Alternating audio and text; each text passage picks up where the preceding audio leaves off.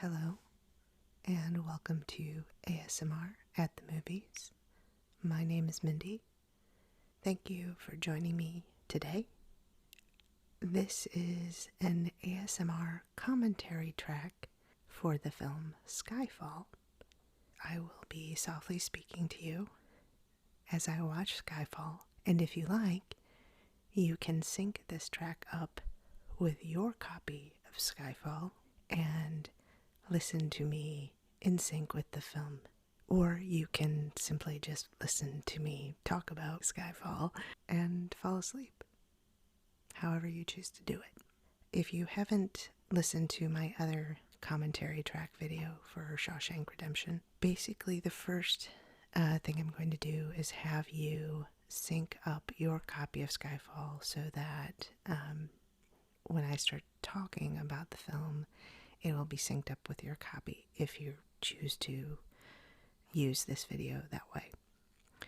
There will also be directions, these same directions, in the description field below, and I will have a timestamp. So if you want to skip this part here, the setup of the directions, you can go straight to the commentary by clicking the timestamp in the description. Before we begin, I also want to say that because I will be talking about the film while I'm watching it, I can't edit much around that. It would be very difficult for me to do so anyway. I'm not that skilled technically. And my other videos tend to have quite a bit of editing, so I'm going to apologize in advance. I don't have the air conditioning on, so you won't hear that. But I do have my trusty sidekick Kiki next to me, so she may start snoring or get up, move around. I might have stomach sounds, who knows what. Hopefully that doesn't bother you too much and there isn't too much of it. But I want to let you know I can't cut that out. I'm going to go ahead and get started with the instructions on how to sync this video with your copy of Skyfall. First thing I'm going to have you do is I'm going to say 1, 2, 3, pause. And when I say pause, I want you to pause this video and I want you to go ahead and get your copy of Skyfall. And then I want you to start it, but then stop it right at the very, very beginning. So again, when I count to 3 and say pause, pause this video, go get your copy of Skyfall and just have it paused at the very beginning. And then come back to this video and press play. So we go to the second instruction. 1, 2, 3, pause. Okay, so by now you have your copy of Skyfall loaded up and ready to go. So the second and final instruction to get us in sync, I will again count to 3 and say pause, and then you will pause this video and you will start playing Skyfall. The first slate you're going to see is an MGM Lion slate. The second slate is going to be Columbia Pictures. When the Columbia Pictures slate fades to black, I want you to restart this video, so press play back on this video again. I will see you on the other side. 1, 2, 3, pause. And we're back, and we're watching Skyfall. This is my personal favorite James Bond film. I admit I haven't seen all of them, but I've seen quite a few, and I think this film is so great because it can stand alone as a film outside of the Bond verse. So we see Daniel Craig, who is this iteration of Bond, walking down a dark hallway. This is the open. And he's looking in a room, and there is a body on the floor and a body in the bathroom.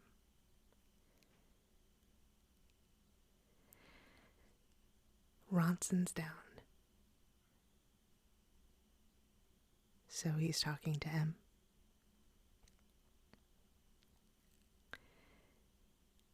And the man in the chair. The man in the chair, I believe, is Scott Speedman. I'm going to have to look that up, like, right now. But I know I was like, whoa, is that Scott Speedman? So I need to look that up.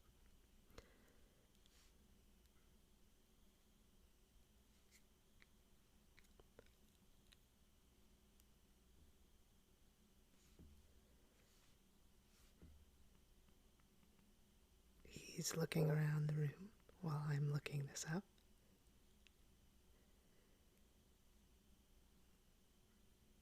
And now he's outside.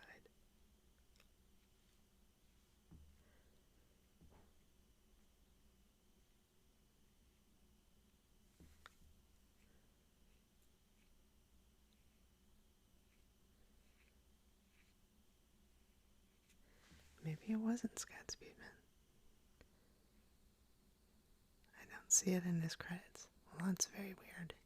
Now I'm going to have to find out who that is. So here we are with the car chase, the opening chase. And you have Moneypenny driving. And Bond in the passenger seat. This is, like, for me, one of the most exciting parts of all the Bond films is to see how they outdo themselves with each film in their opener, because you know the opener is going to be insane. I'm not sure I was big on Spectre's opener though. I think wasn't that the one that was the one in Mexico City, I believe. But this one's pretty awesome, I think. So they just totaled an Audi. And then they drove into a market.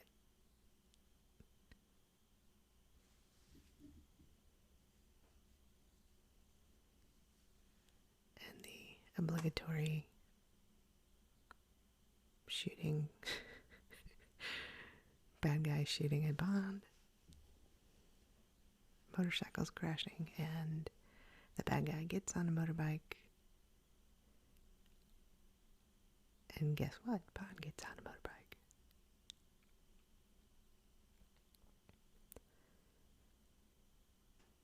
Moneypenny is a badass. Just knocking the windshield out.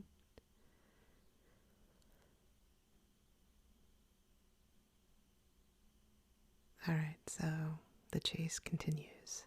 Now on motorbike.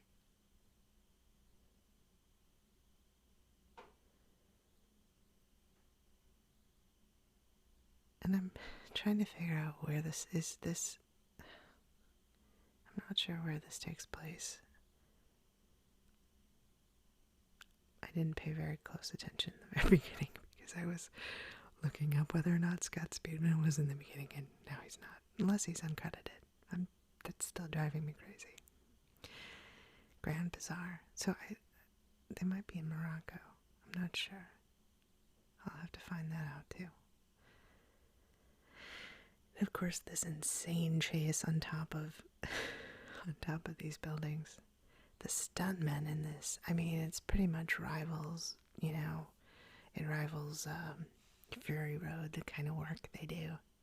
I don't know. Just incredible stunt work.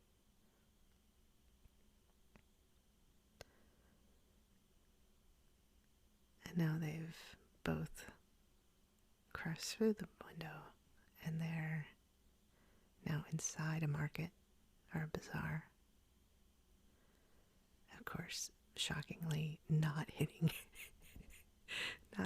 anyone, because that's how it works in the James Bond world. And you know, obviously, with all action films, you have to suspend your disbelief. It really, in my mind, kind of depends on how well the action is executed. Because if it's just insanely bad, then you also lose that interest in just going with it. But if it's really, really well done, then you can go, yeah, that might happen. That might work out that way. So the bad guy is now on top of the train, and wow, Bond literally drove the motorbike on top of the train. And he's hanging on. He gets on top.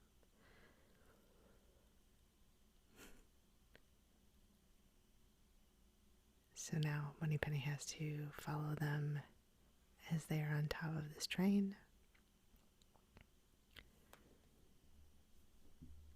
And unfortunately, there's a ton of construction equipment. Blocking views.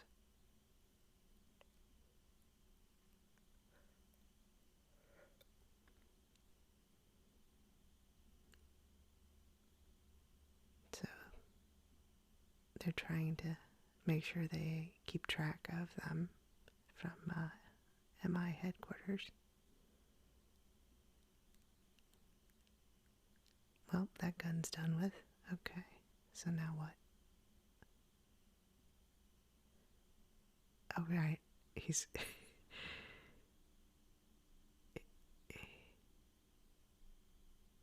he's going to use the cat digger. I don't know the technical term for this machinery. I apologize.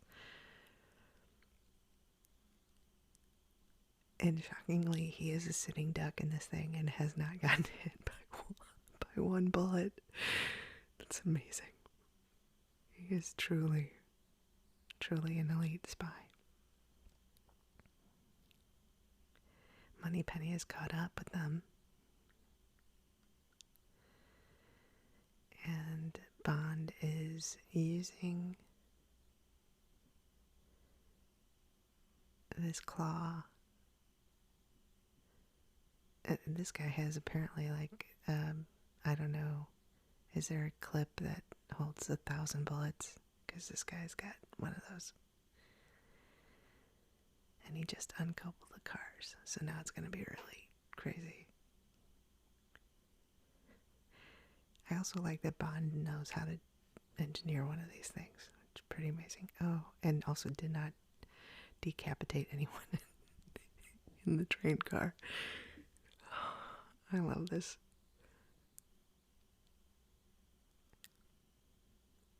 So he uses the arm to walk across to get to the other train car. Man, Daniel Craig, that's just... I wonder how many of his own stunts he does. Probably not that one, though. That seemed like it'd be pretty dangerous. So now they're going into a tunnel. Moneypenny has to separate.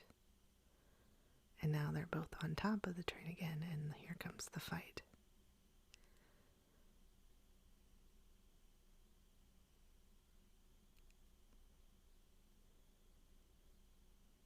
Moneypenny is still trailing them. And I guess the bad guy also ran out of bullets finally, or lost his gun, one or the other, so now all they have are chains to fight each other. Oh, shoot. Okay, then they almost got cut in half by the tunnel. Hard to believe, but they're still alive.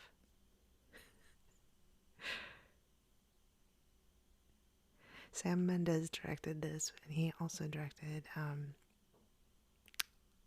Spectre. I'm not sure. Quantum of Solace, I believe, was the Bond film before Skyfall, so he didn't direct that, I know. So this was his first one, I think. So Moneypenny is ready with her gun, with her scope. She's got some crosshairs.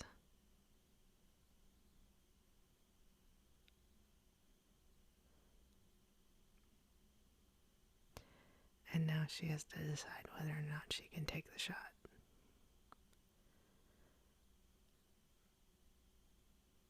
She does not have a clean shot.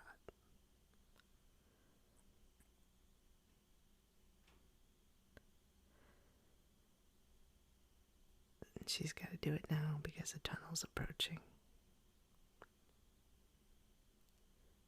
And M tells her to take it. So it's very tense. And she hits Bond. And he is falling and he hits the water with his head in his back.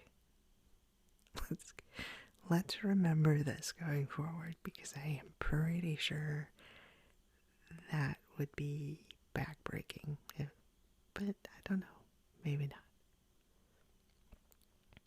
So the whole office is now quiet because they know what's just taken place.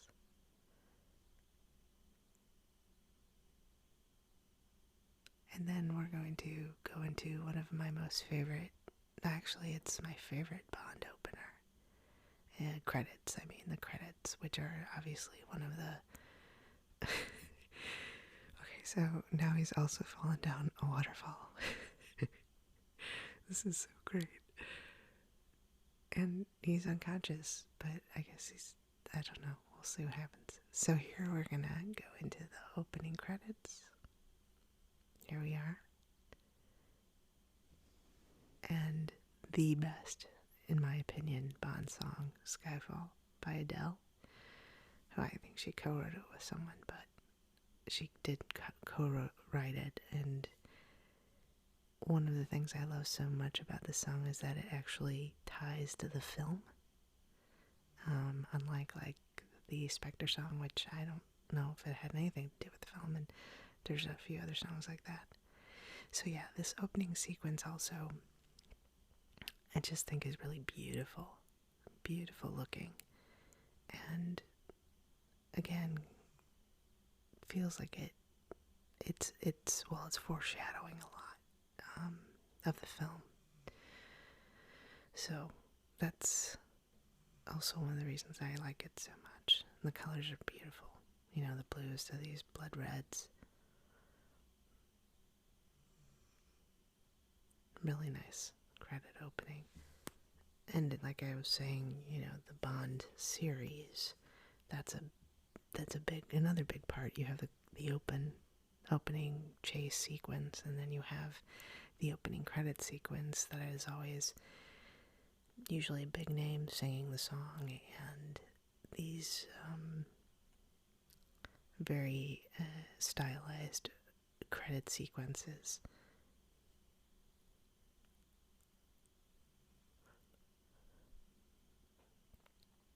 So also Javier Bardem is in this,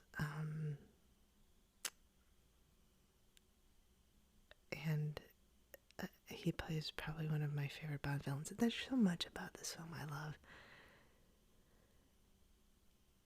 Daniel Kleinman did the main titles. He did a great job. Oh, and guess who is the cinematographer on this? My favorite. The same cinematographer for The Shawshank Redemption, as a matter of fact, Mr. Roger Deakins. He shot Skyfall, and in my opinion, it's the best thing he shot. And there's his credit here. He's won Oscars for Blade Runner 2047 and for 1917. But I think Skyfall was the best thing he's ever shot. It is just stunning from beginning to end.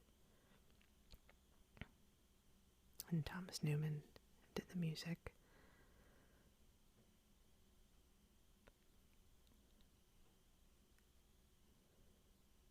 Paul Epworth.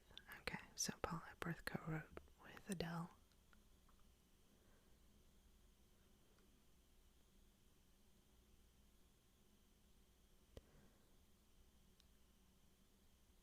Now Neil Purvis, Robert Wade, and John Logan. So Neil Purvis and Robert Wade write a lot of the Bond scripts, I believe.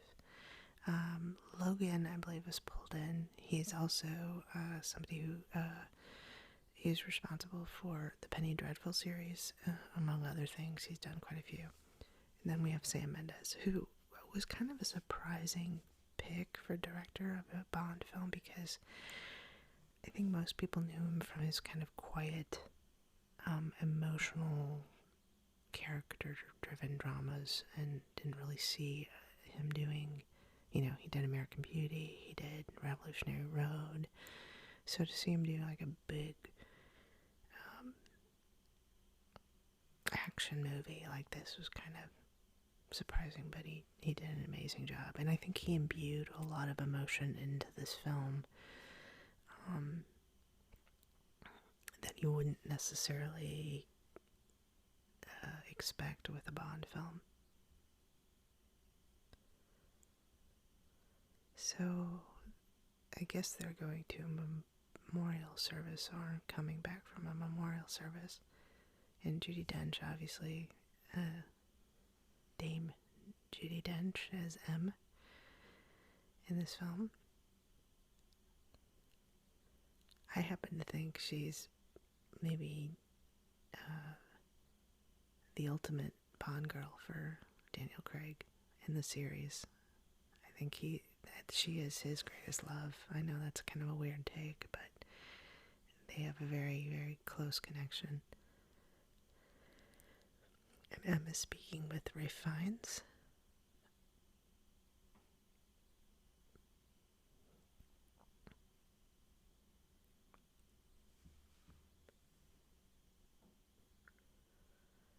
So there was a computer drive that contains the identity of all of the NATO agents. You know, I have to ask this. This is like the basis of every spy plot, like Mission Impossible, James Bond. You know, the list of agents is missing. It's kind of a trope at this point. But you know what? The film still works. So Mallory is the character that Ralph Fiennes plays in this. He's trying to fire her, or trying to talk her into retiring, but she refuses.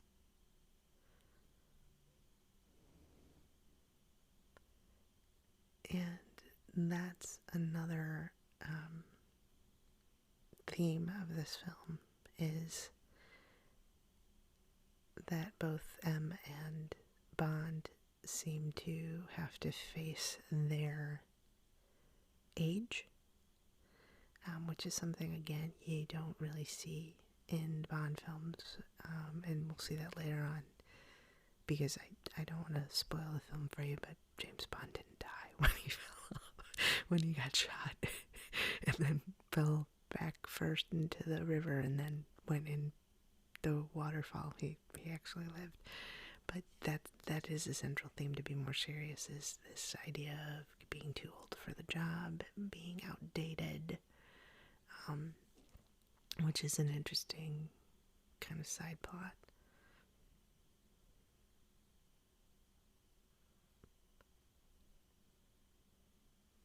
So they're in the car trying to track something here.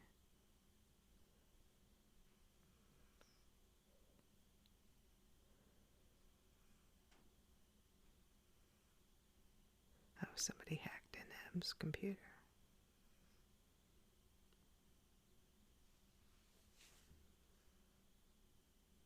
Think on your sins.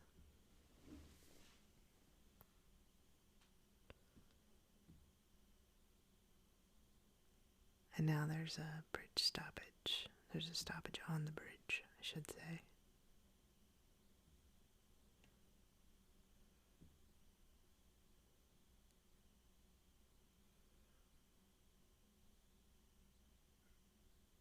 Oh shit.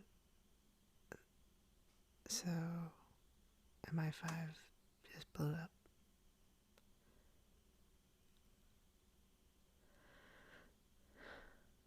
And here we go. So then you have the first romantic Bond sequence. There's the first chase, and there's the opening credits, and then there's the first Bond girl.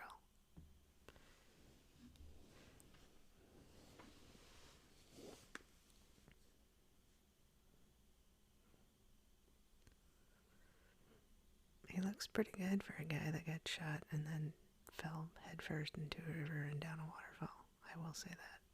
A little bit of a scar, but not too banged up.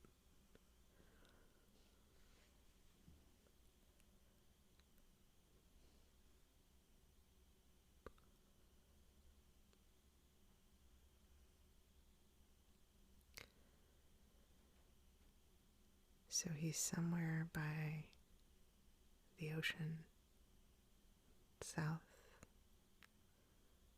America, Central, I don't know, Mexico.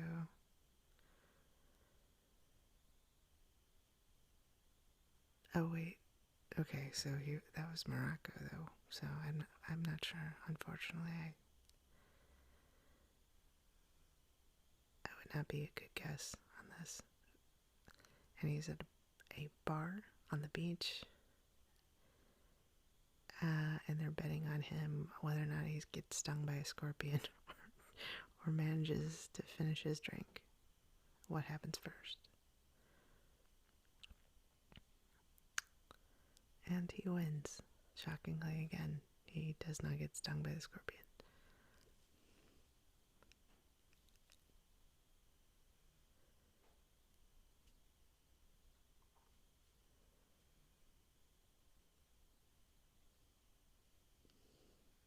And now it's morning.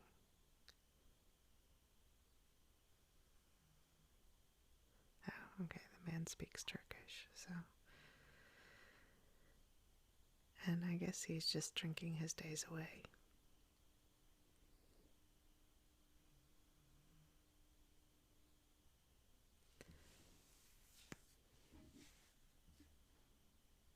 Oh, and he sees the TV talking about this terrorist attack.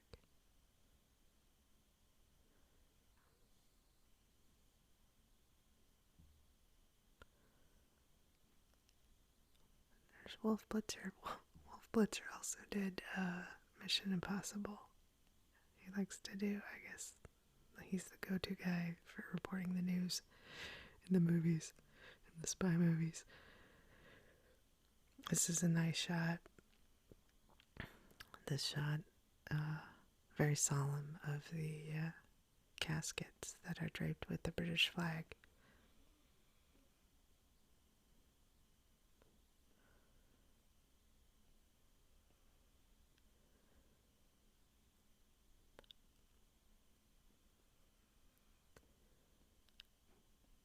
And it's pouring rain.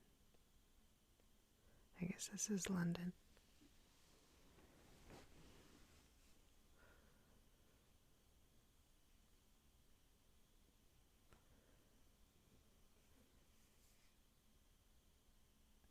And Emma's going inside her home.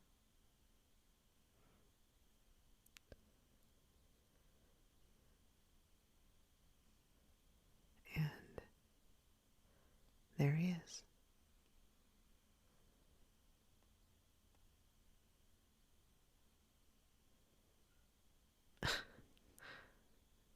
Enjoying death.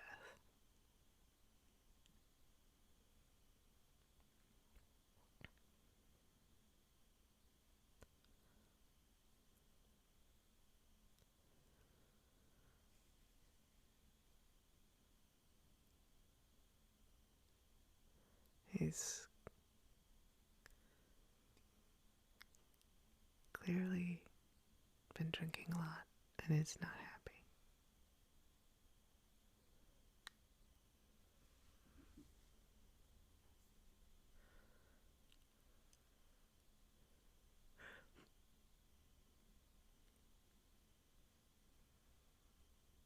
You know the rules of the game. You've been playing it long enough. So again, like I said, it kind of touches on this idea of, are we too old for this?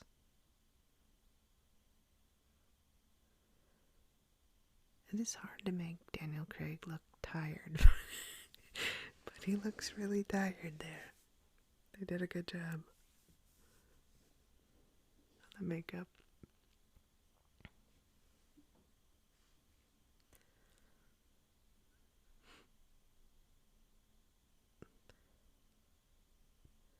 So he has to be debriefed and declared fit for active service.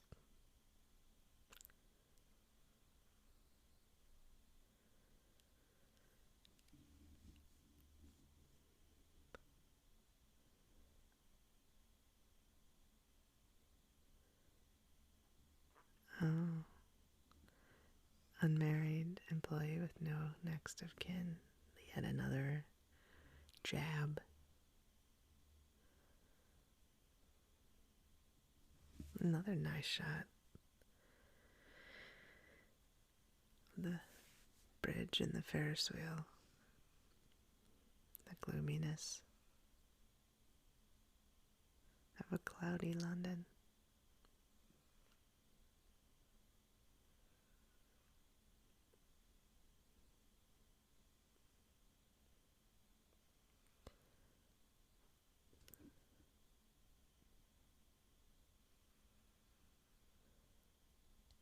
So they're debriefing Bond on what happened with the terrorist attack.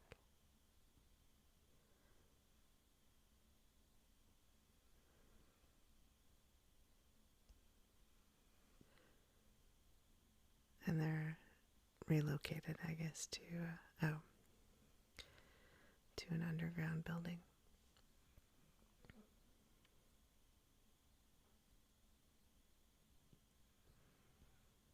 It was part of Churchill's bunker.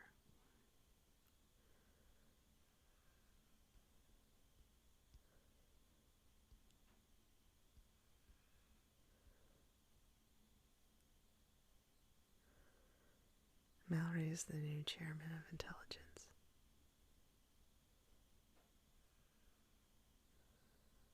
Welcome to the new MI6.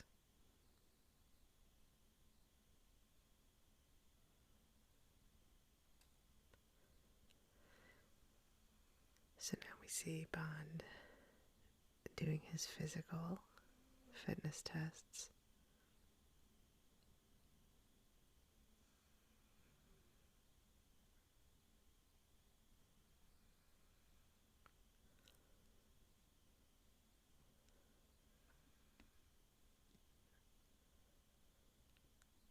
They're trying to figure out who hacked our computer.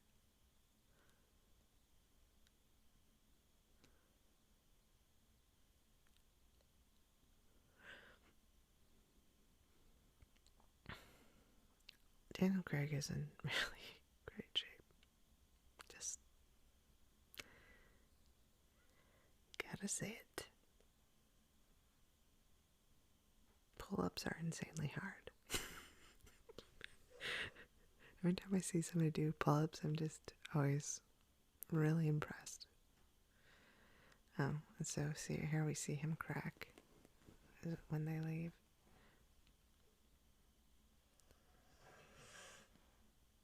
There's Kiki. Oh, his bum shoulder, now that he was shot. He can't hold the gun steady.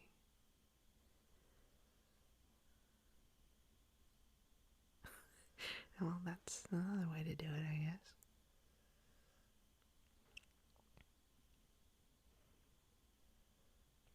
So I guess he didn't pass that.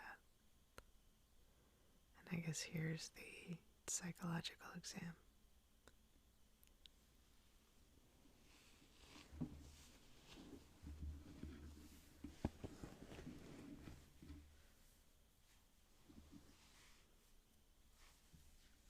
Word associations.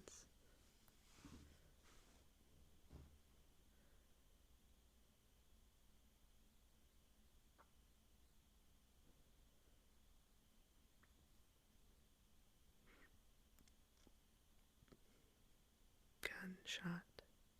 Agent provocateur. Woman provocatrix. Heart target. Bird sky. Bitch. Oh, that's not nice. That's not very nice.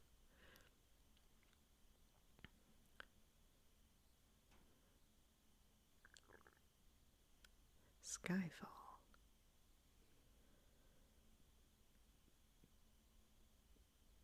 The name of the film is Skyfall. That's the name of the film. So what was Skyfall?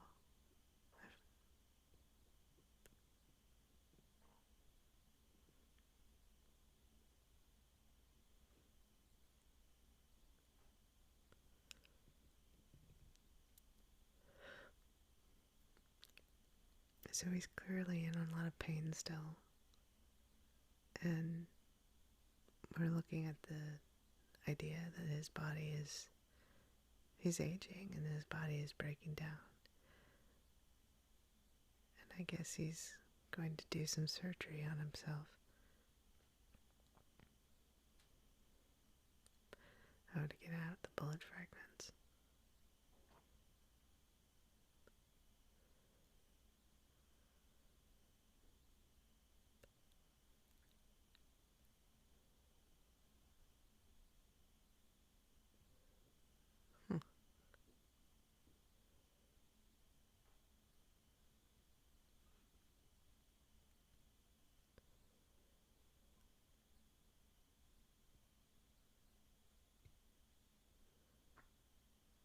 So he's pacing in a room.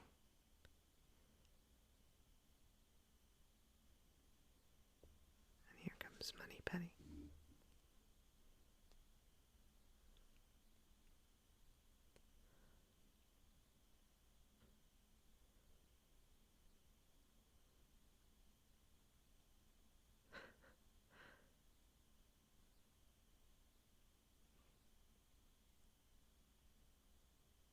They have very good chemistry.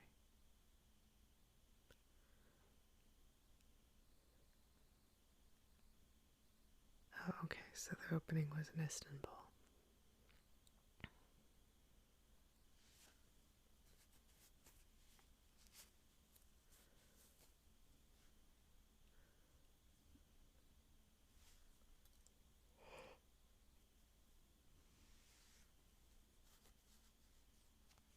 So now she's been reassigned to work with Mallory, I'm sorry.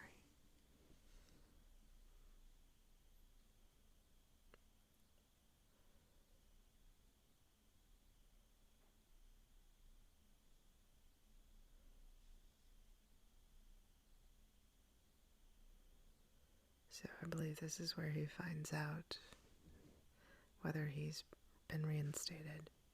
We see that bulldog, the British bulldog.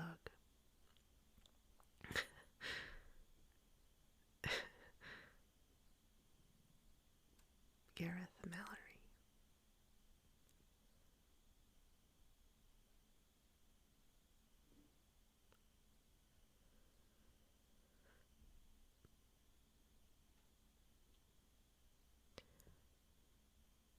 So M is saying that Bond passed by the skin of his teeth, so he's back in active service.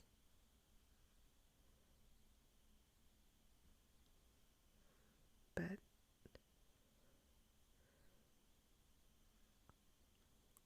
Mallory asks why he didn't just stay dead.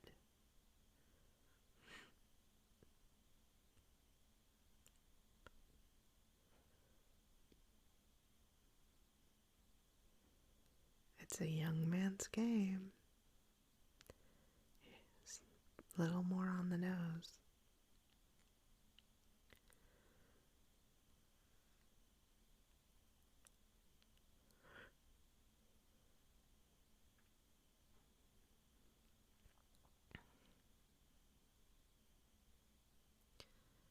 And Mallory is accusing him of being sentimental about Bond.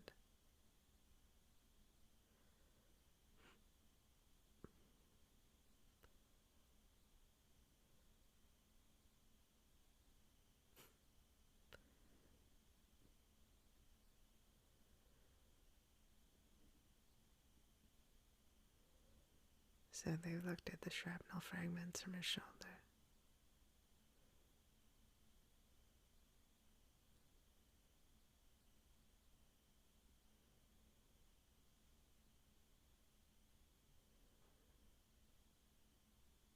Oh, there's this guy there on the left,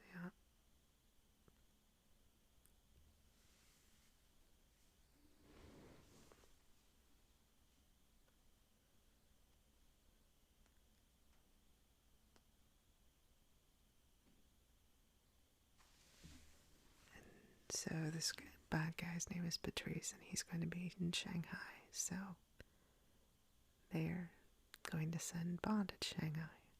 This is one of my, I think when they do this, there's a boat ride on. We'll get to it. That's one of my favorite shots in the film. And there's a new quartermaster. There's a new Q.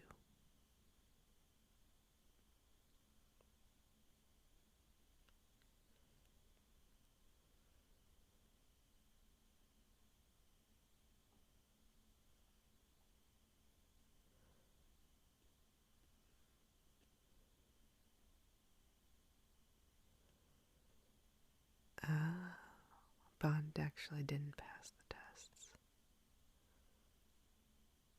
It's probably a big sacrifice for him. She could probably get in a lot of trouble for that. Oh, okay, so this is the scene where he meets Q, who is played by Ben Whishaw, who is a wonderful actor and who I adore.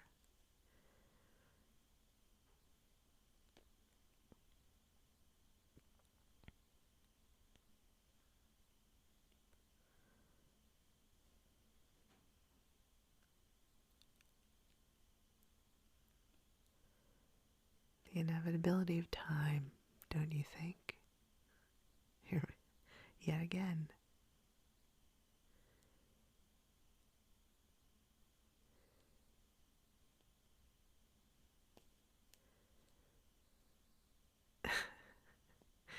And this is the other thing, is that Ben Whishaw is very young. And he's part of the young guard, the new guard.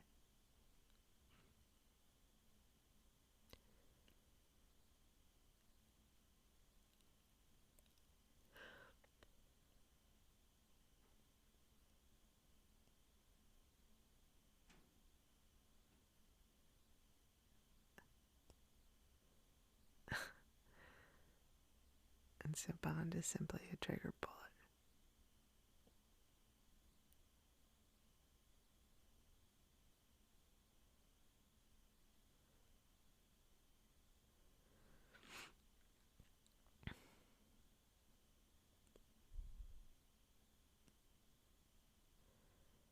And this is the gun. And the gun, a microdermal sensor. Okay, so he's the only person that can fire it.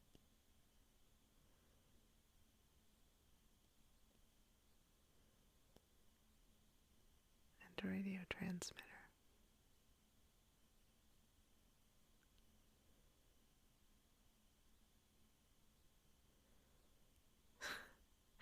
Very simple.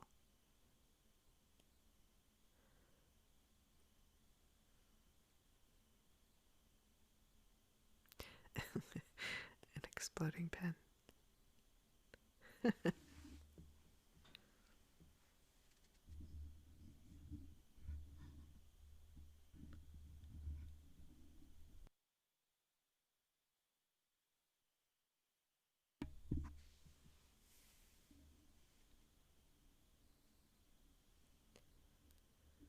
Brave New World. So Shanghai. Gorgeous. Gorgeous establishing shots. Oh yeah, some of the best scenes are in Shanghai, actually, now that I think about it.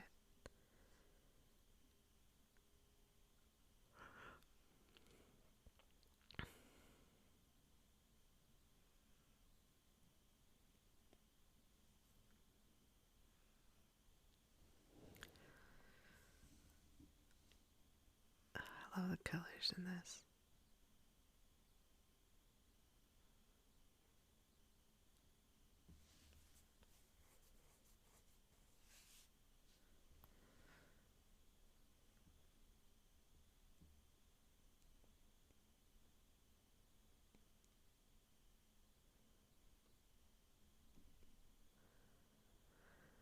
Bond's at the bar, and he's gotten his instructions for the airplane.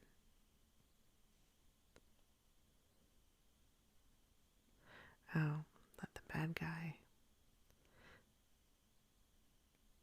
is flown in.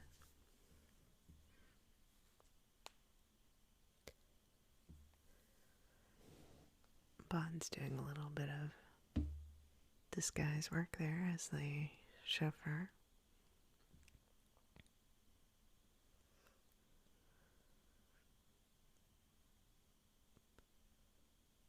Man, that is crazy. Beautiful. I'm a sucker for neon, though. I'm a sucker for blues and pinks and reds and all that. As you might have guessed if you've listened to any of my other videos, like Mandy and the one on Nicholas Winding Refn. Big fan of big colors.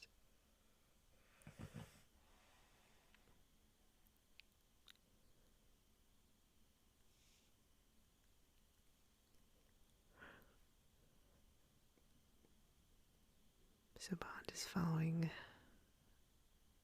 the bad guy, trying to figure out what he's doing. He's going into a building.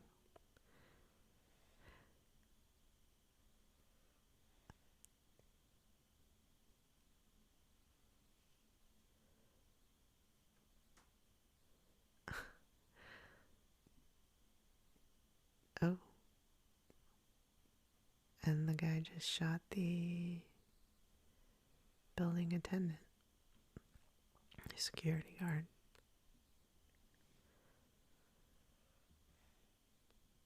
So here we go.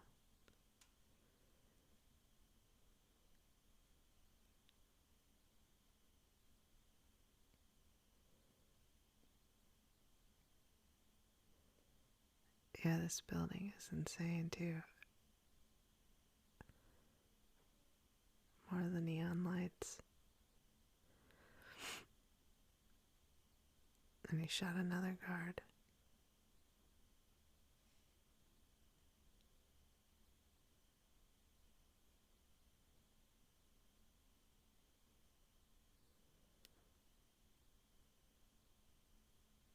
So the bad guy is getting on an elevator. Oh boy. And Bond is now hanging off the bottom of the elevator.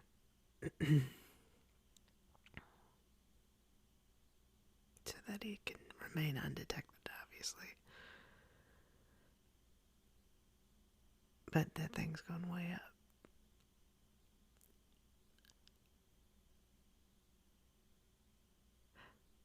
Oh.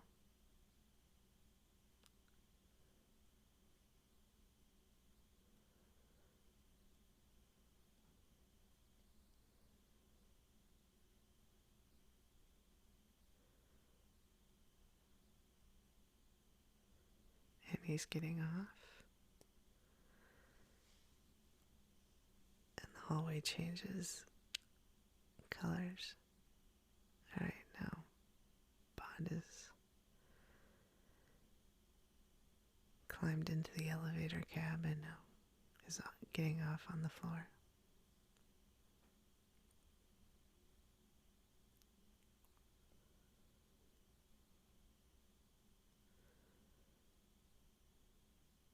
Yeah, the scene coming up is amazing. I remember.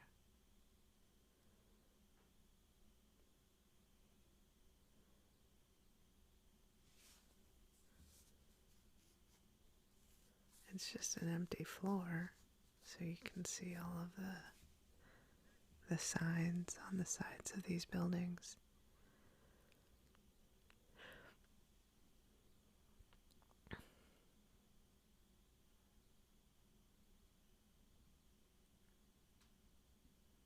So the bad guy is putting something together.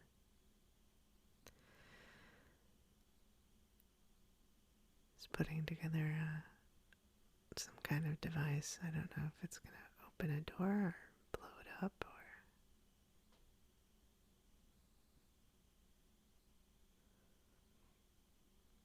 But it's so beautiful with those neon lights outside. Just kind of jumping across the floor. And now you have like the jellyfish. That's so awesome. That is so awesome. I love that. It's gorgeous. Okay, so he's setting up to shoot somebody across the way in the other building, across from him. That's what the bad guy is doing.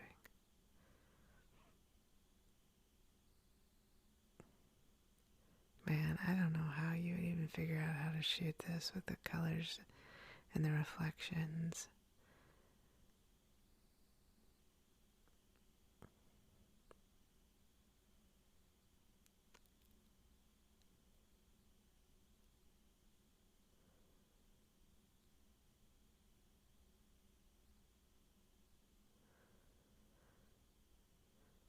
Bond is stalking him.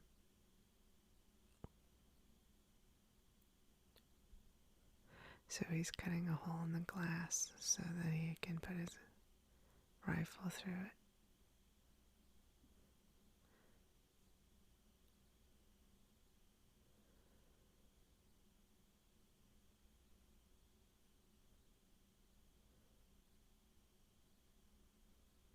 Somebody obviously knows this is going on. Because that woman looked back, and there it goes.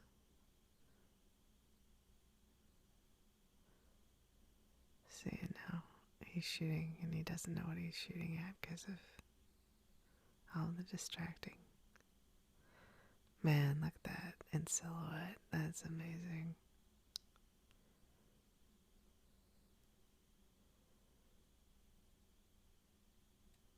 This is so cool.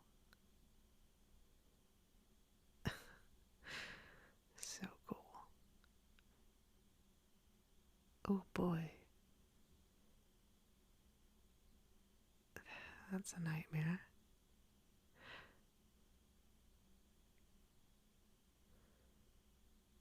Who are you working for? Oh, well, that guy's out of the movie.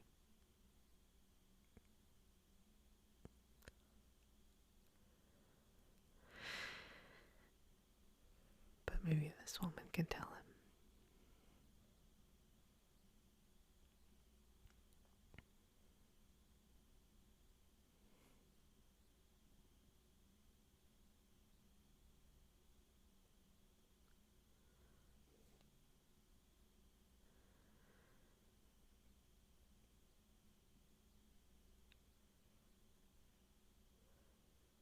And he sees those chips. Like a poker chip. Yep. Macau.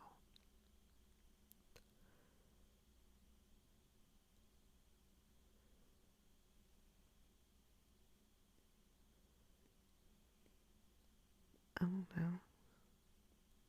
Have you been thinking?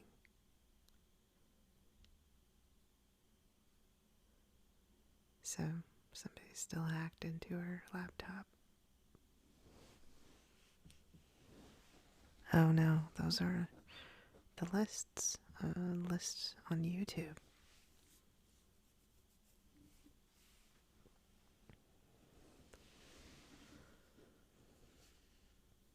5 more every week. Think on your sins.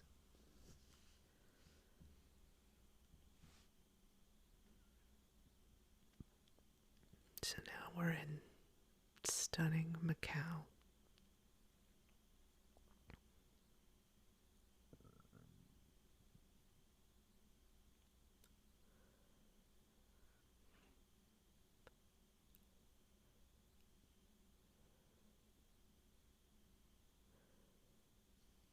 And of course, Bond is staying at a gorgeous resort room service. Oh, there's Moneypenny.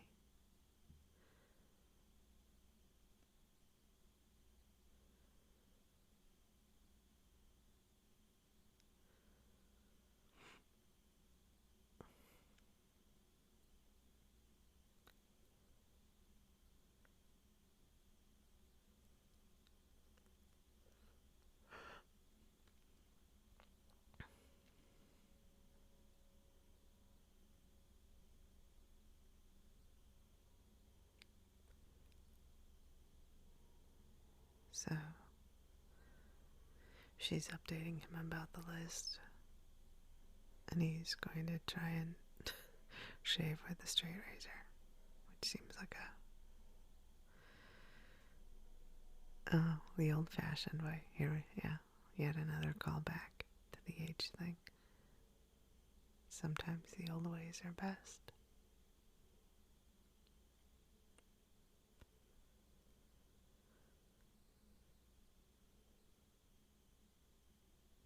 And she's going to shave him. Obviously heightening tension because I don't know if they ever hook up or not.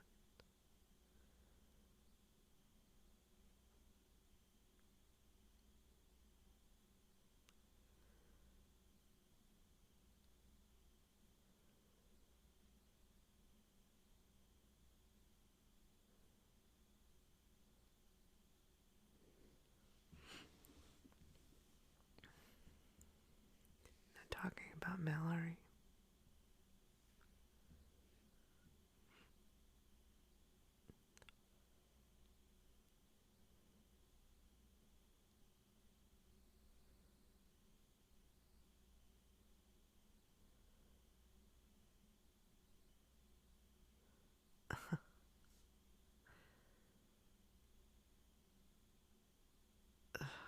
No, thank you. It just seems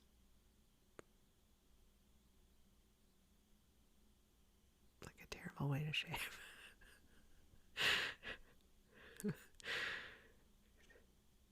I don't think I'm steady enough to ever shave with a straight razor, but I know people do it. Okay, so here's this is where they boat into the casino. And all these beautiful lamps floating on the water. And they are floating into the mouth of the dragon. Stunning.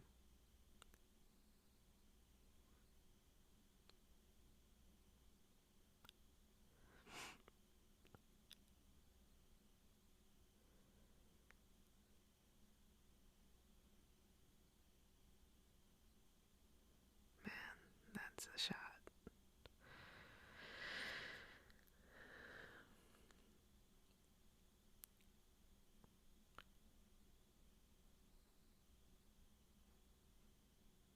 And there's a Komodo dragon. I think he comes in handy later on. I think there's a little foreshadowing there with the Komodo.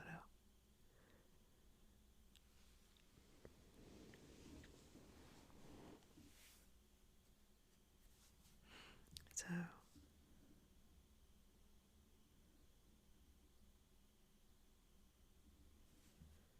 they're both there on reconnaissance.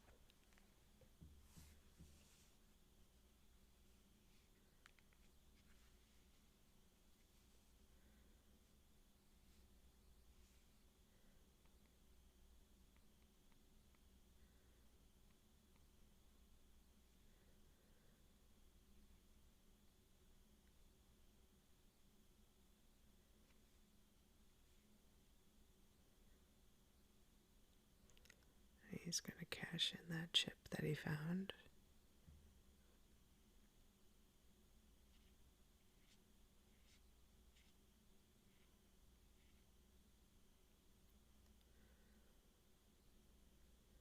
So I might be wrong about this because they call Naomi Harris Eve. I thought that she was Moneypenny, but I might be wrong, and I apologize for the error if I am.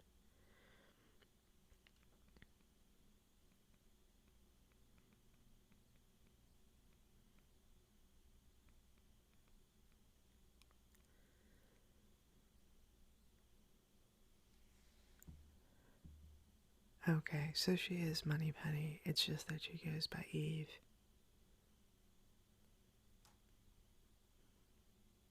Okay, because I was like, geez, I hope I'm not completely wrong, because that would look bad. I'd feel stupid.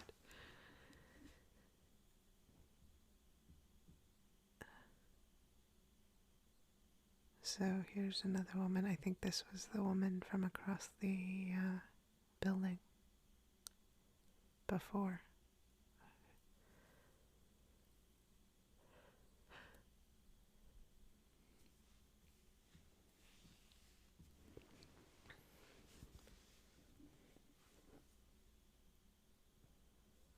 She's stunning, of course.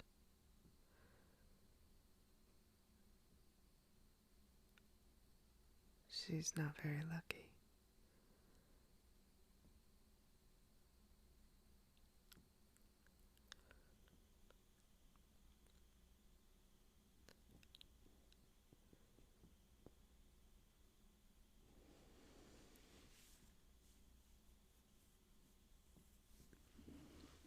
Bond.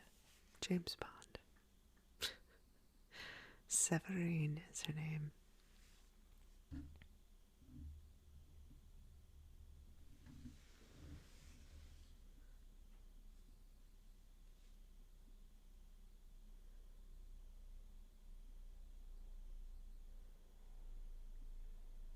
So they're going.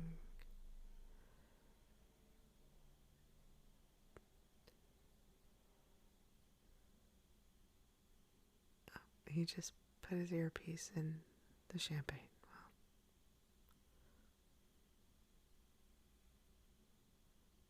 And here's his martini. Shaken, not stirred.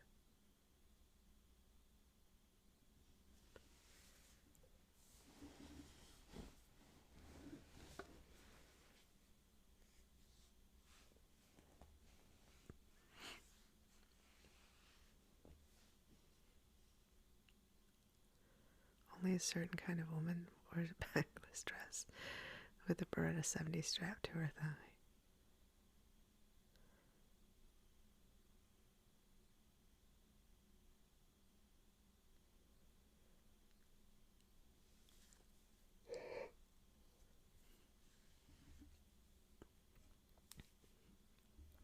I hope this isn't jarring. I'm going to move the microphone a little closer to me. I apologize if it is.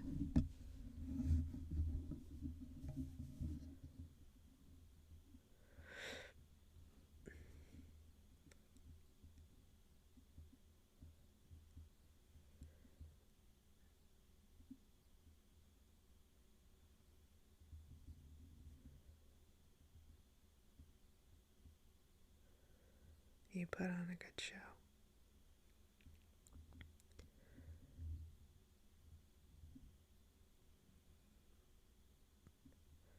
Three bodyguards. They're controlling you, they're not protecting you.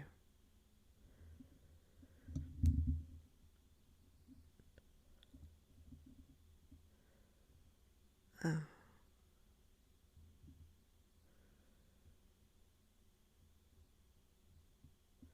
Well, he's reading her like a book.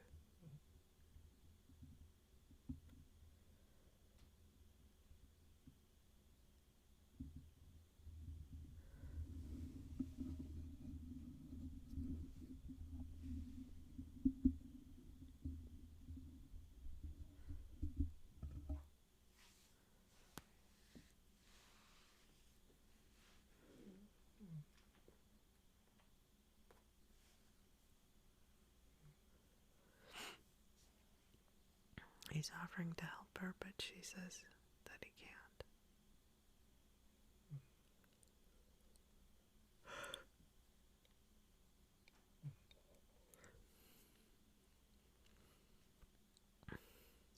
Someone usually dies.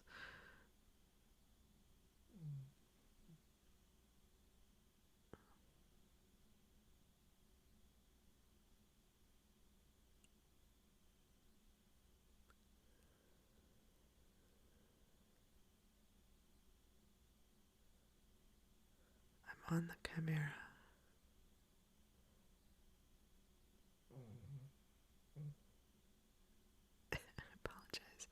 Kiki is having a snooze, so that's one of the random sounds you're hearing. It's kind of difficult to sit in the same position for 2.5 hours, so you might hear a little rustling around on my part.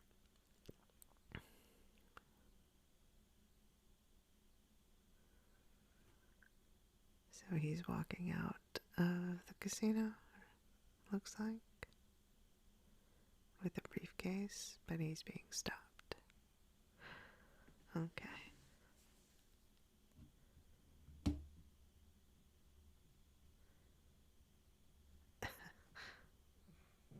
And he's having a fight with the 3 bodyguards.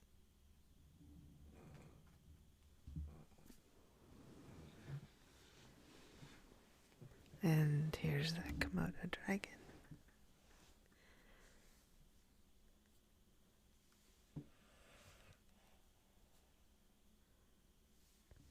Those things in real life are they can really do damage. They look cool, but they're pretty fierce animals. So the bad guy took his gun, but obviously he can't use it because the print detection. Good luck with that. Oh, and there it goes.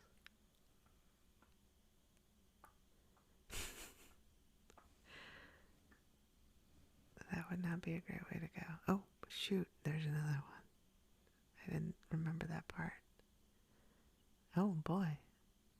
Oh, there she comes. Okay. Thank you.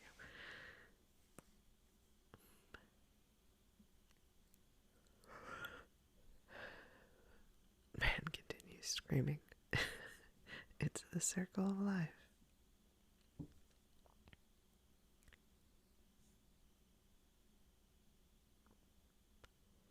So I guess he's going to find Severine.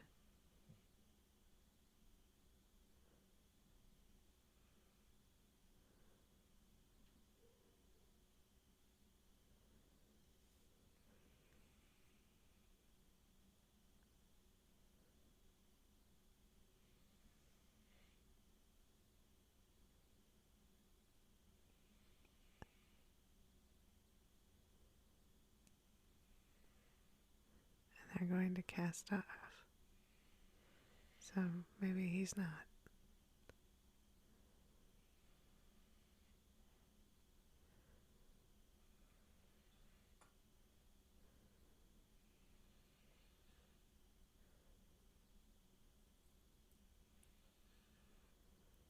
Oh, of course.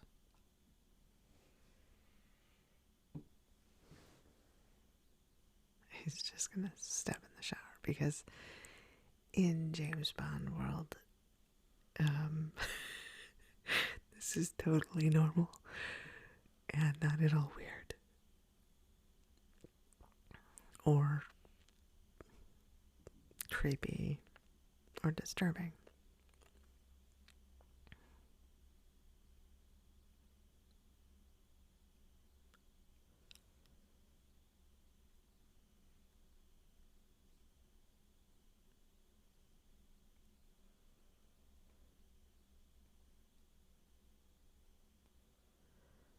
And that's Bond girl number 2.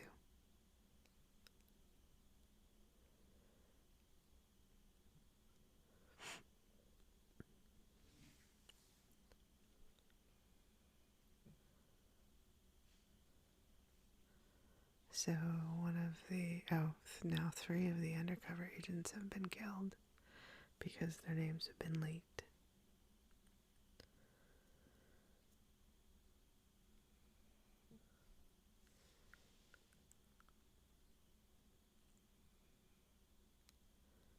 Antiquated bloody idiots again.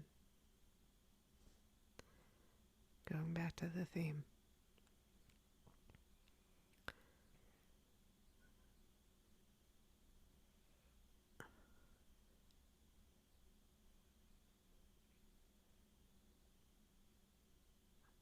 can't keep working in the shadows. There are no more shadows.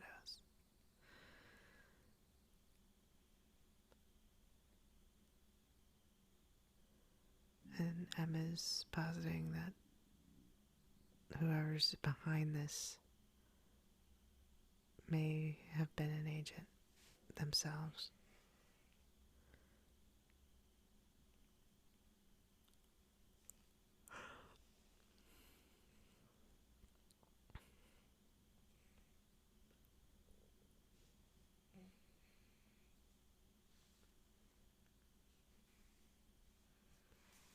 So they're on the yacht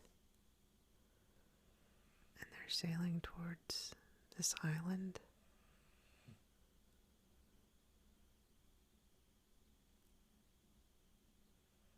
It's not too late. We could turn back now. So she's taken him into a jackpot.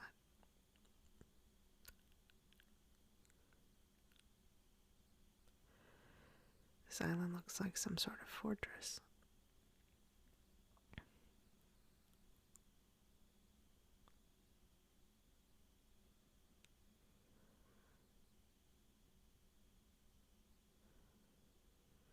Yeah, ruins actually.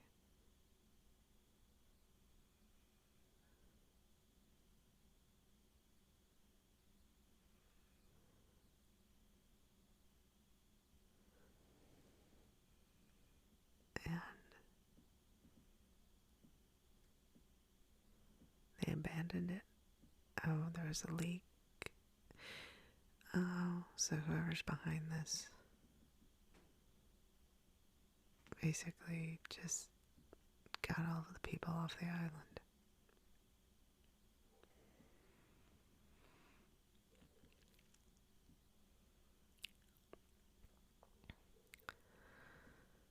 And he's being brought in, I guess.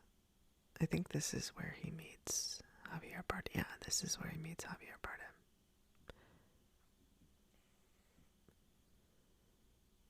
And Javier Bardem's character is so... He's a very interesting person. I mean, you know, all of the Bond villains are distinct.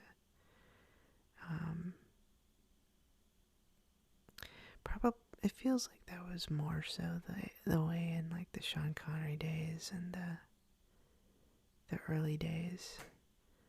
And well, I mean, in Casino Royale, Mads Mikkelsen had like an eye that bled, but he wasn't really distinctive. But Javier Bardem's character is very distinctive.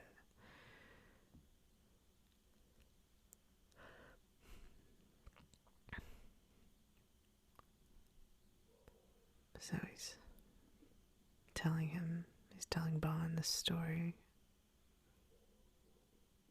of how you trap rats.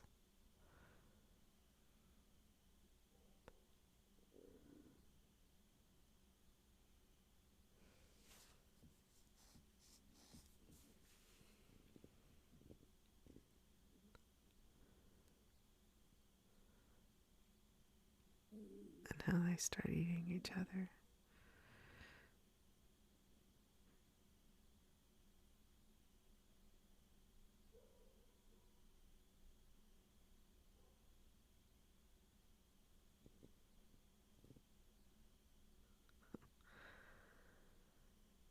You change their nature.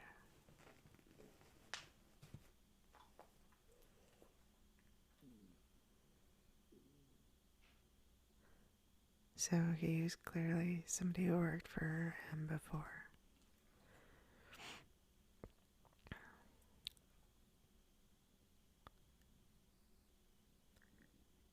He worked at Station H, 86 to 97.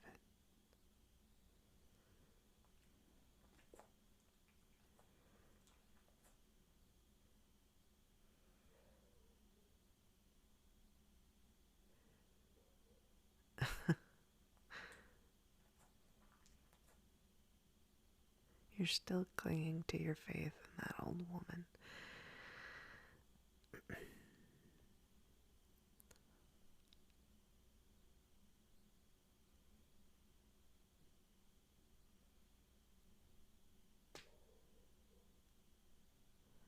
So he's telling him that he didn't pass any of the tests.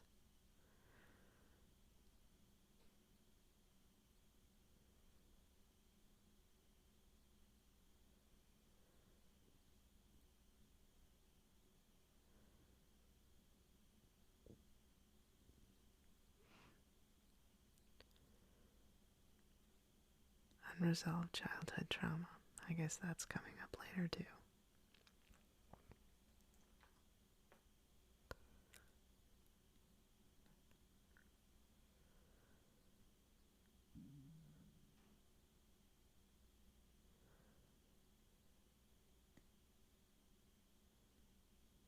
Mommy.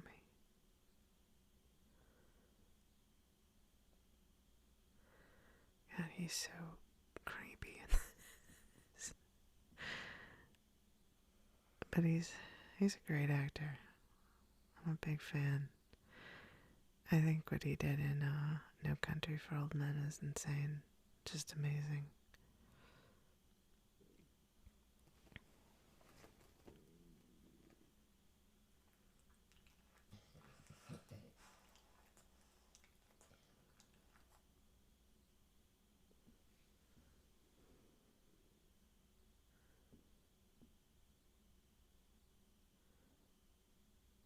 We are the last two rats.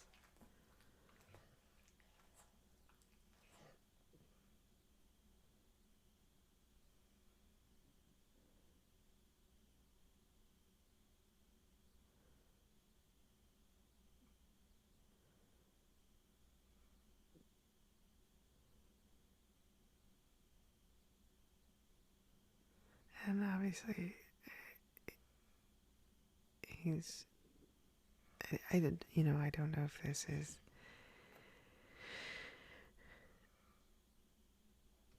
some way of trying to intimidate him or some way of making him uncomfortable or literally just hitting on him at that point.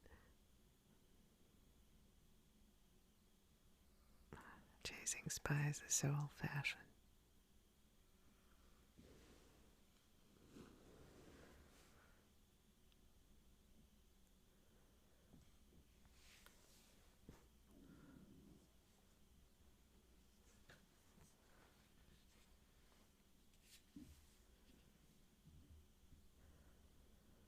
At least here there are no old ladies giving orders. And gadgets from those fools in Q Branch.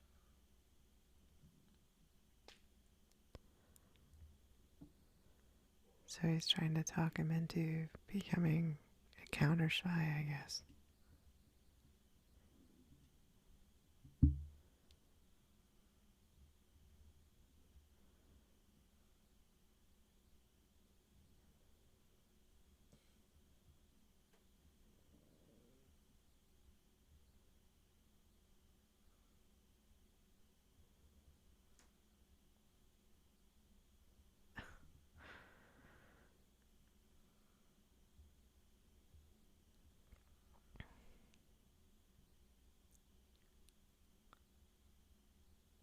Resurrection.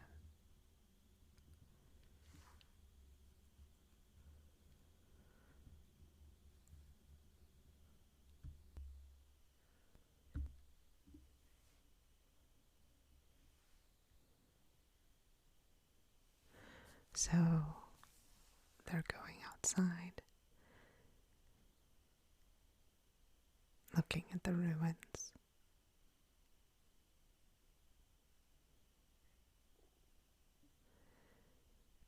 And Javier Bardem is talking about how quickly they all left. And they're back, and Severine is tied up, and I guess they're going to shoot her.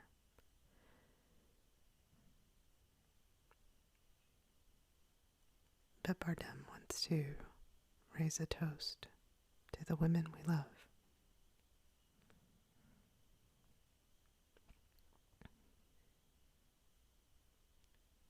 Now, I believe Bond has that transmitter the whole time. I believe he brought it with him on the boat. The transmitter that Q gave him.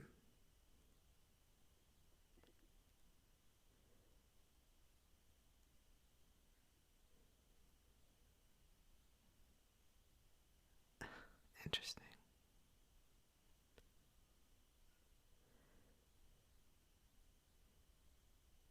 So Bardem is obviously some sort of sadist. Well, I would think we'd figure that out before this. I don't think I'm saying anything shocking, but clearly he takes pleasure in creating pain.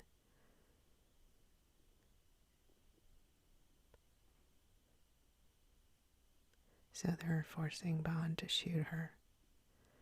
I guess to maybe shoot the scotch off her head.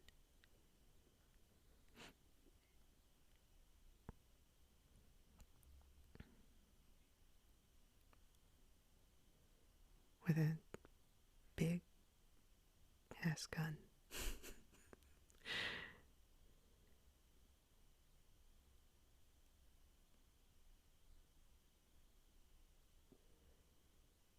Is there any of the old 007 left?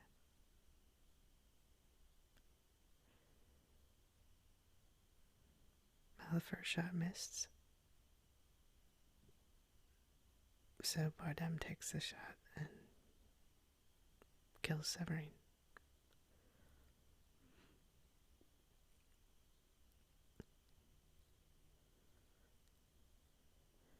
And a little Bond action here.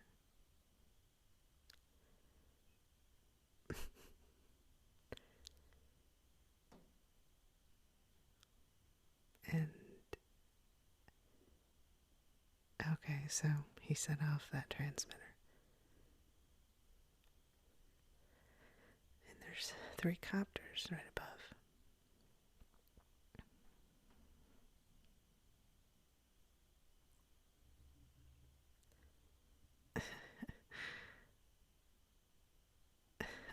The latest thing from the Q branch. I wonder where that was shot. I'll have to figure that out. And so we're back at headquarters, or what is now headquarters. And M is going to speak to Bardem. I'm not sure if they've said his name yet. His actual character's name.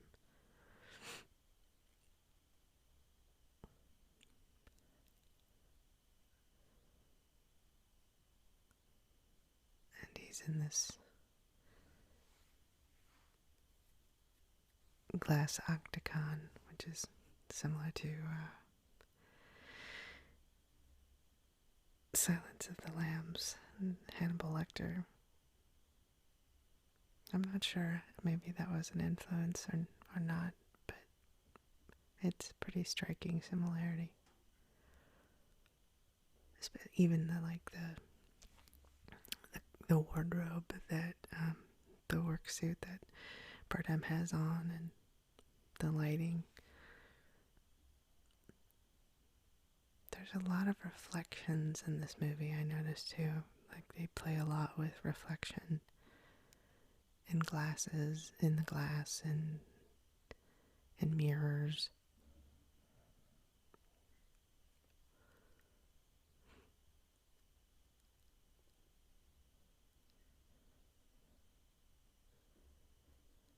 So Bardem is saying that M betrayed him.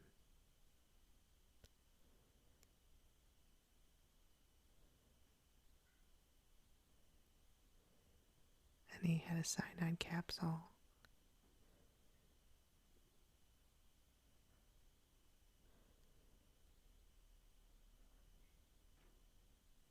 That he bit into.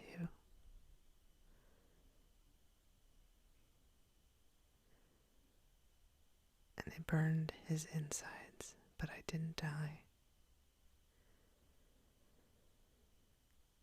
Life clung to me like a disease.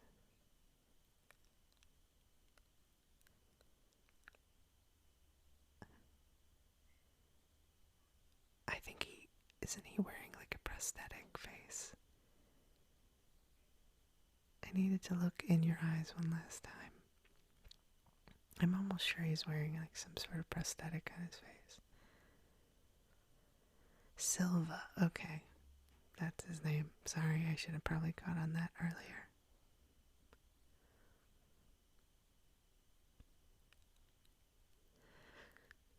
Say my real name. Okay, well, what's his real name? Your name is on the memorial wall of the very building you attacked. I will have it struck off.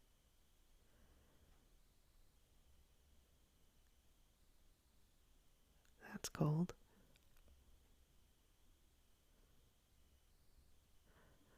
Okay, so this is where okay. Hydrogen cyanide. This is where he takes off his prosthetics. That's unpleasant for sure.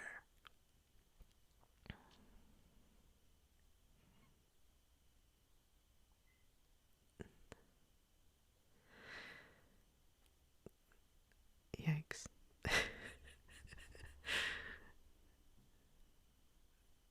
Isn't that attractive?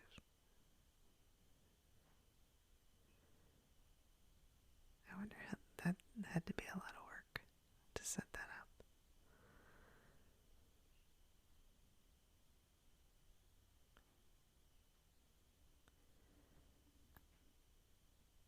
He kind of looks like Tim Curry a little bit. I don't know.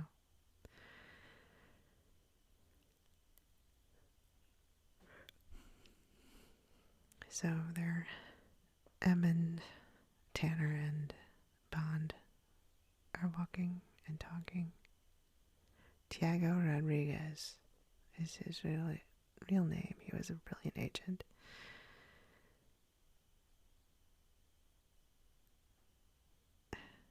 She gave him up to the Chinese. So that's why he was upset.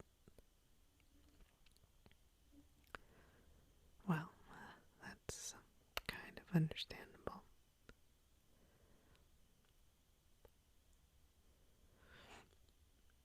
So Q, we see Q again.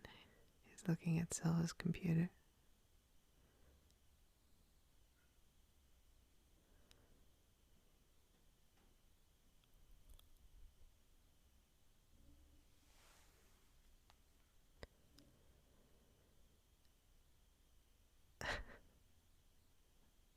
I like this new Q.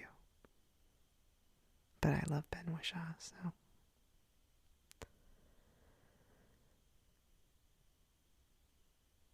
We're in. You pretty much have to have that in every movie, right? That deals with computers. We're in. I'm totally stealing that from Riff Tracks, but it's true nonetheless.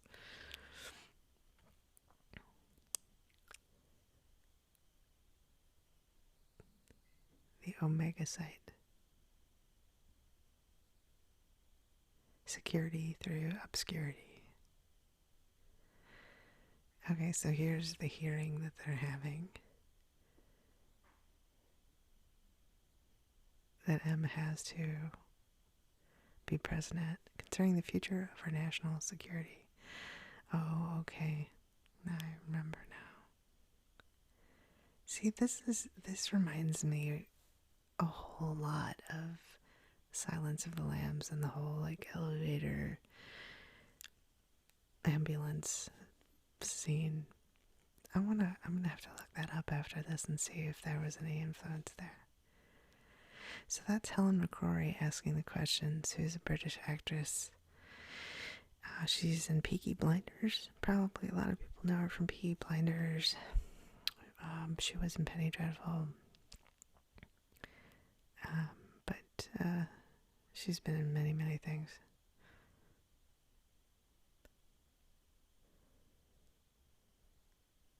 So Q is doing his super hacking. It's very hard to make that look interesting when somebody's just messing around on a computer, but they do a good job of it, Mr. Robot. I mean, but it is difficult. Granborough Road, it's an old tube station.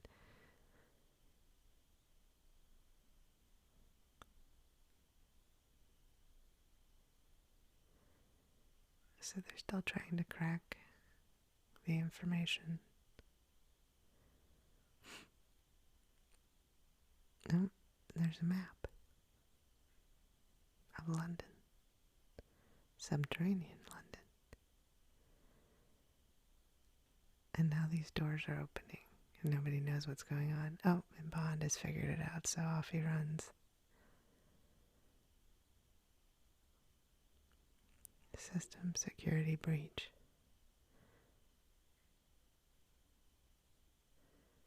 Not such a clever boy. Uh-oh.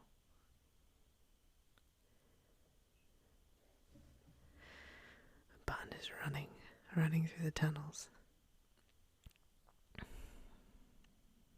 This is a pretty monumental part. Oh, see, and so he's going back into where they were holding Silva, and Silva is gone, and all the guards are dead.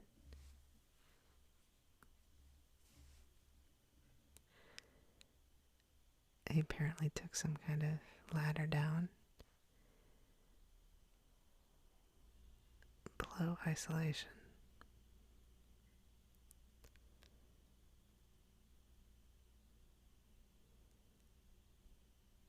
Oh, there he is. There's Silva. He's tracking his location. He's tracking. Q has got Bond's location, so he's giving him directions on where to go.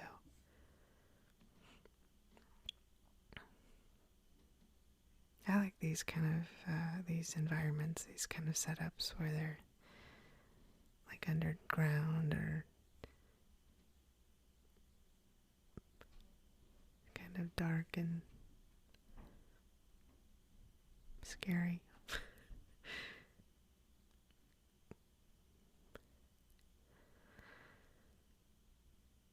District line is closest. There's a service store on your left.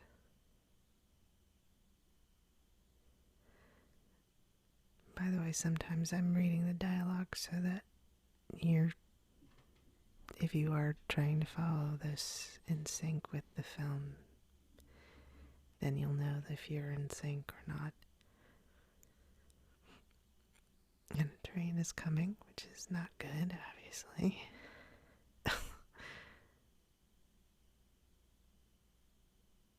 I better hurry up.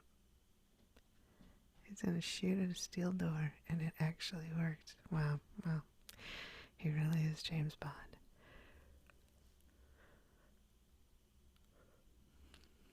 So Silva is just walking.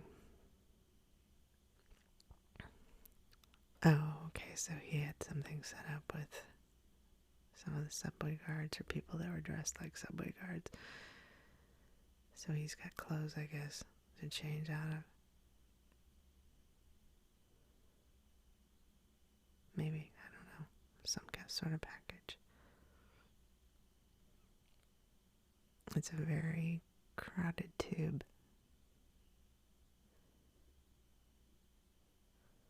I've never been to London, but I would like to go one day. I've been to Paris, but I've never been to London or any of the surrounding European countries.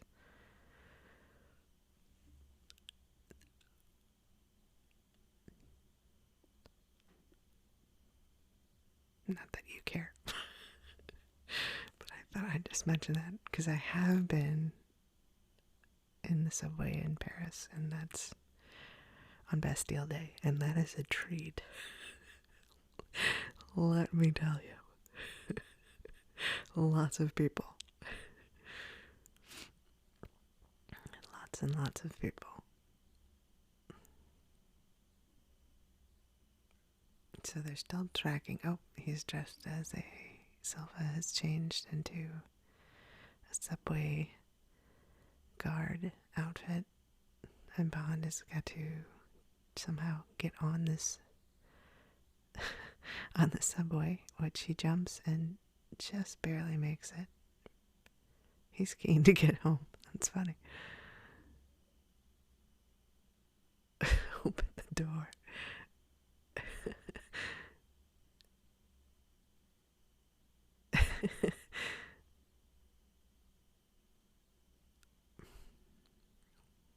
So here we are on another train.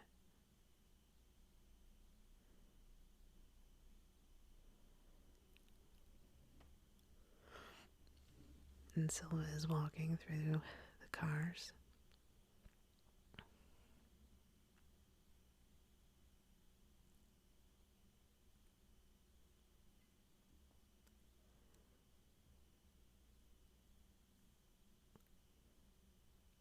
And Q is tracking them.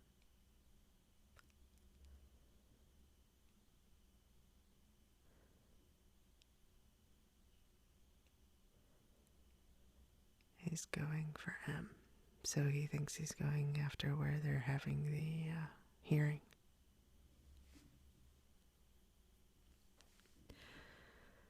So Tanner is now telling M that Silva's escaped.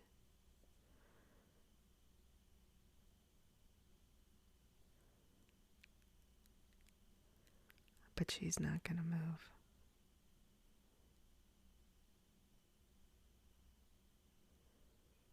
Excuse me.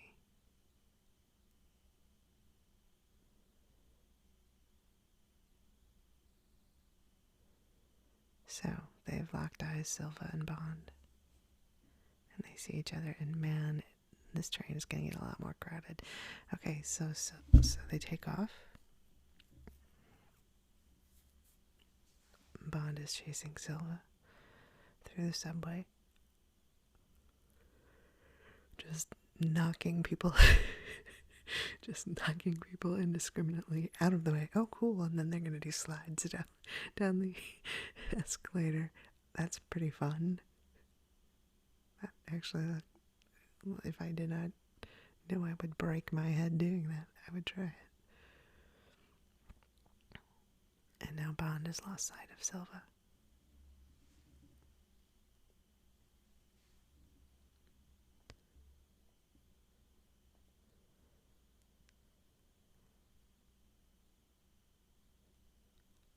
And he is laughing.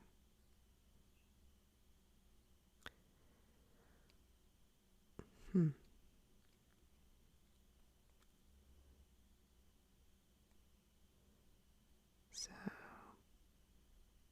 Bond sees an open door. So they're in the hearing.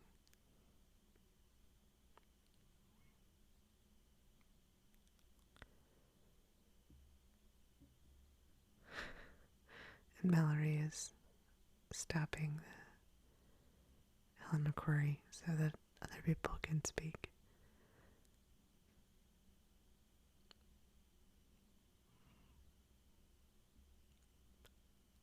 Bond is going down a very dark tunnel.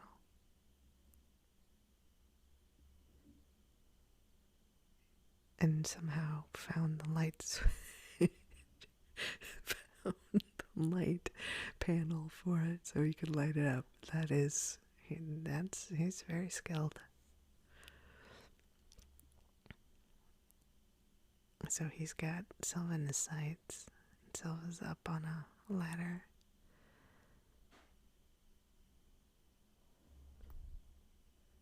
Now here's your prize.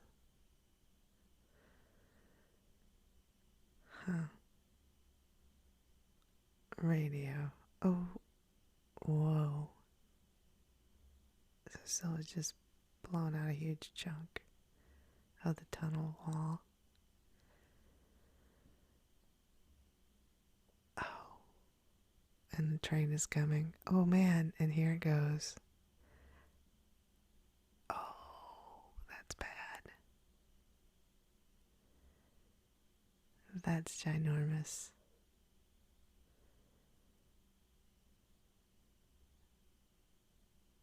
That is a bad deal.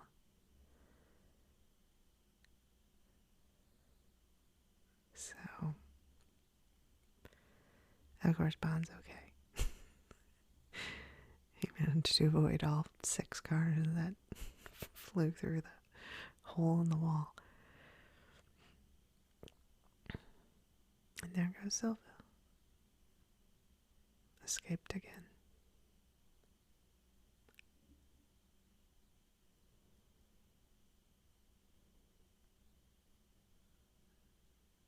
So Emma's speaking.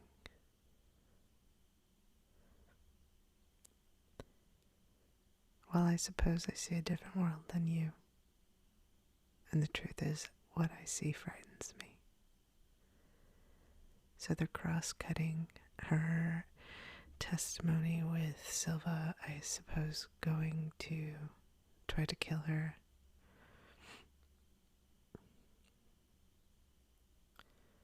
Who do you fear? Can you see a face, a uniform, a flag? No. Our world is not more transparent now. It's more opaque. It's all in the shadows. Interesting. And that's where we must do battle. So before you declare us irrelevant, how safe do you feel?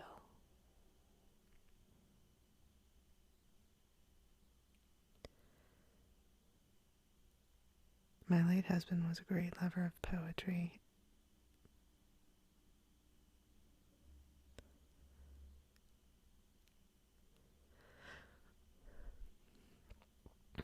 So she's going to quote Tennyson. We are not now that strength which in old days moved earth and heaven. That which we are. One equal temper of heroic hearts, made weak by time and fate, but strong in will, to strive, to seek, to find, and not to yield. And here comes Silva. Oh, it's who did he shoot? So he shot Mallory in the shoulder. And Bond is running.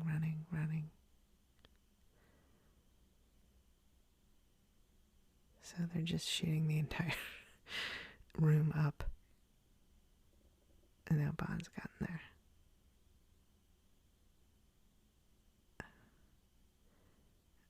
And Eve is somehow unscathed as well. Just all the police are being shot. All the people we don't know. Isn't that how it goes? And Mallory's doing some next level, even though he's shot in the shoulder. Oh, smart. So he's shooting all of the fire extinguishers to put a fog out.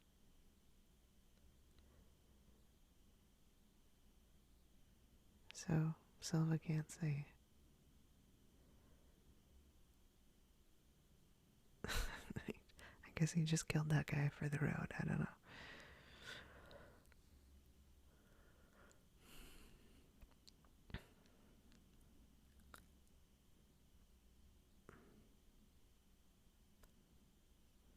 So Silva is walking out, back in the car, and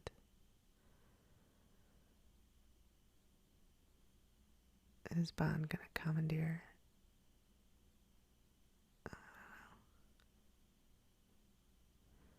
So they got, oh shoot. Wait, who's driving that car? No, because Tanner didn't make it in that. Oh, okay, so is Bond? Okay, so Bond's driving the car. Are you kidnapping me?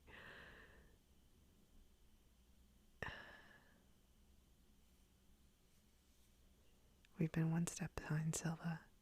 Time to get out in front, change the game.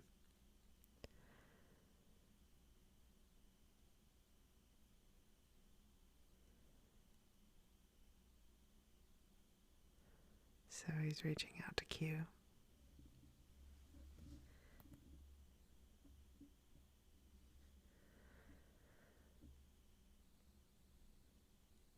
He's asking Q to lay breadcrumbs that only Silva can follow.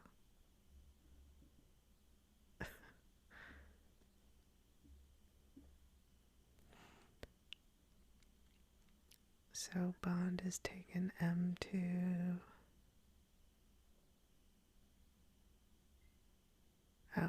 a storage area to change cars. Oh look, it's an Aston Martin. Of course, we have to get all the Bond tropes in. I believe that's an Aston Martin.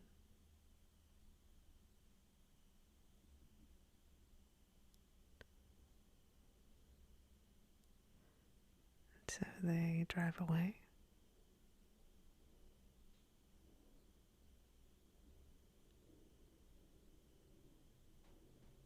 Down fairly empty streets. Are you going to complain the whole way? And there's an ejection button. That'd be kind of fun to have an ejection button in your car. As long as you don't accidentally push it, I guess.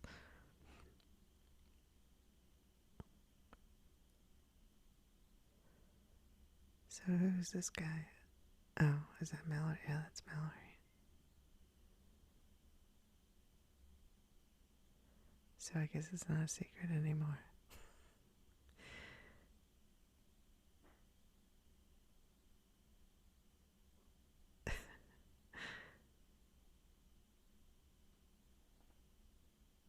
You can monitor his progress more accurately and confirm it with traffic cameras.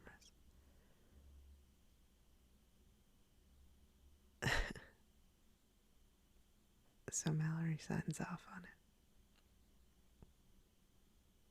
it. Rory Kinnear plays Tanner. I don't know how many of you watch Black Mirror, but one of the roles he's done, he was also in Penny Dreadful, but one of the roles he is pretty well known for, I guess for Americans anyway, is he was in the first episode of Black Mirror where he plays the Prime Minister who is being essentially not blackmailed, but he has to be intimate with a pig in order to save a princess's life.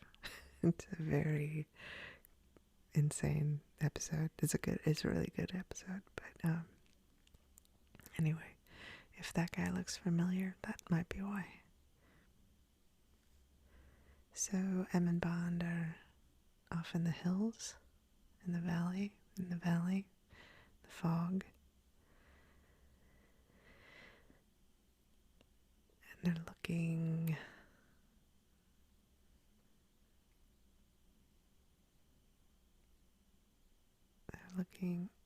off in the distance, and now they're driving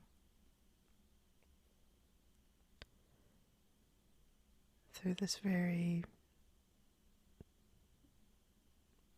lovely landscape, just mountains and trees.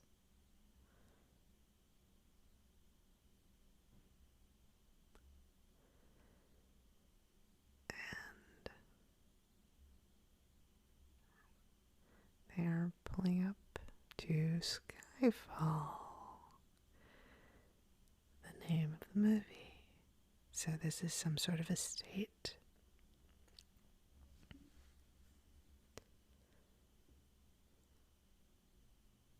And they're pulling up to this old brick. I wouldn't call it a mansion, more like a mini mansion. Kind of a mansion, I guess. But it's very old.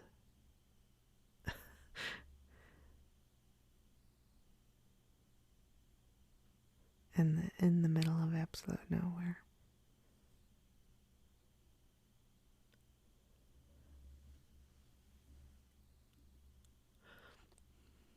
It's very cooled inside in terms of decor. It's just dark wood paneling and stone. A lot of things are covered in tarps and cloths.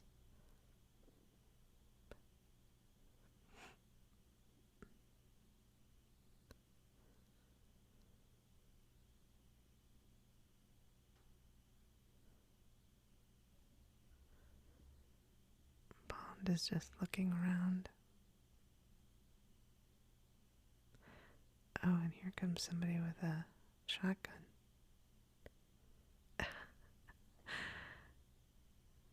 And it's, I guess it's the housekeeper or houseminder, Kincaid, who is played by the incredible actor, the late actor Albert Finney, who, very famous British actor who also did a lot of American films. Probably in America, maybe best known for his work in the film Erin Brockovich, where he played Julia Roberts' boss. But he did many American films and many British films, and he probably just passed away in the last couple of years, I believe. But this was one of his final roles, I think.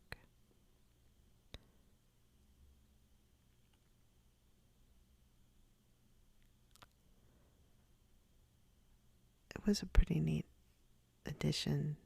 Again, this is one of the reasons I feel like Skyfall is more of a standalone film than it is really in line with the other Bond films. In fact, there's a really good podcast. It's very funny. If you like James Bond, I highly recommend it, called James Bonding. And the hosts, Matt Gorley and Matt Mira, are comedians and actors who also are huge Bond fans, and so they know all of the films back and forth. And I think Matt Gorley describes Skyfall as one of the best, I don't know, I'm probably paraphrasing, but one of the best non-Bond films, because there's so much that's I think is really contributed by maybe John Logan in the script, and also by Sam Mendes in the direction, that it's a bit more sentimental and a bit more of a real kind of robust storyline. So this is a bit of an intro to the area. Albert Finney is meeting M, and he's reconnecting with James Bond, and he's showing them the nooks and crannies of Skyfall, of the house.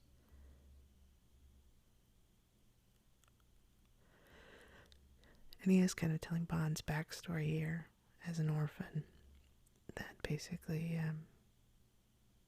when he was told his parents died, he hid in that little cubby hole for 2 days and didn't come out. Now, there are people who made fun of this third act at Skyfall, basically joked that it was almost like Home Alone take on James Bond, but I really liked it. But I can see why they would say that, I guess, in a way, but it also lends itself to the idea of this theme that's been running through the film about the old guard versus the new guard, and the way that they're going to defeat Silva, or try to defeat Silva in this case, is by doing things that are very non-technical and very just elbow grease techniques, fortified techniques, as opposed to gadgets and things like that. And so it kind of, they're going back here and using the tools that they have here at this old building, which kind of also represents, in a way, James Bond and M being considered too old for the job, and this building being kind of this old, slightly decrepit home that Bond has never gone back to in years. But this is maybe the best place to be to defeat somebody who's as technically savvy as Silva is. So, I mean, not to get too heavy about it, but I think if you think about it in terms of the theme of Skyfall, and in the sense of the old traditions, that it makes sense. It's a pretty nifty device, actually.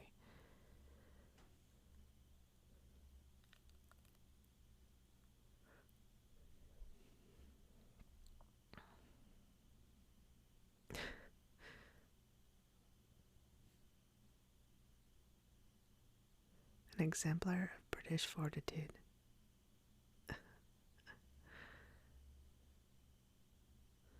So basically, they're just lying in wait for Silva to show up. I was ready before you were born, son.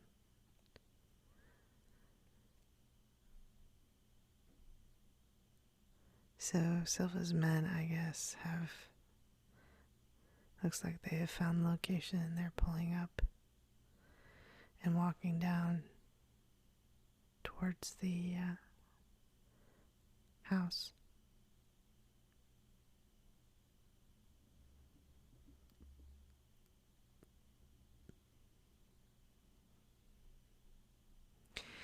And I mean, talking a little bit about also the shooting here, the DP work by Roger Deakins, it's very cold.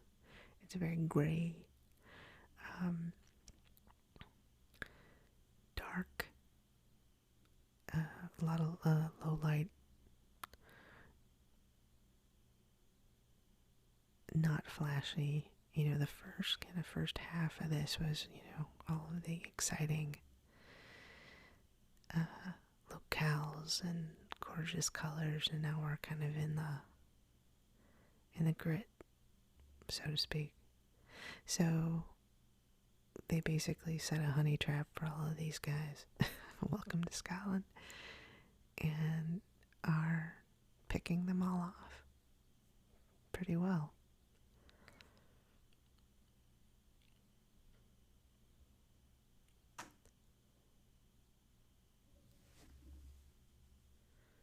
Just between M and Kincaid and Bond, they've managed to wipe out 20 guys, I think it was.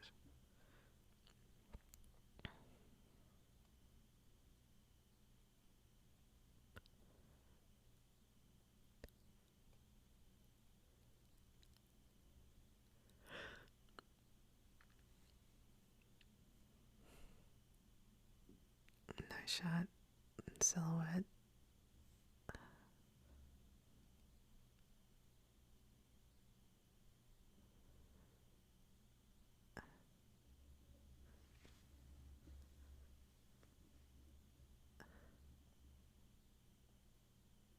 So 2 guys are in the kitchen, and Albert Finney is trying to load a shotgun, but Bond gets him. That's good.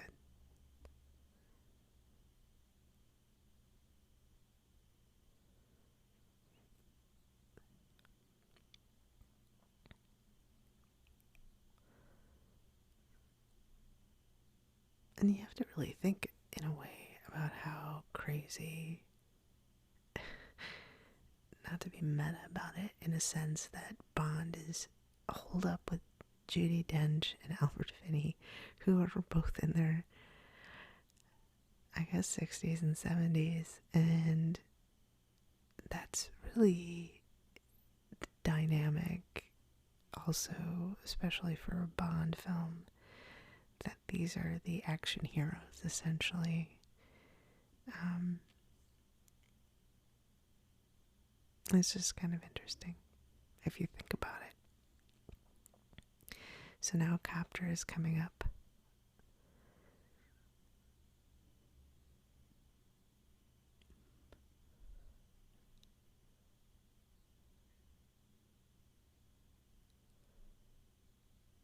That must be Silva. Always got to make an entrance.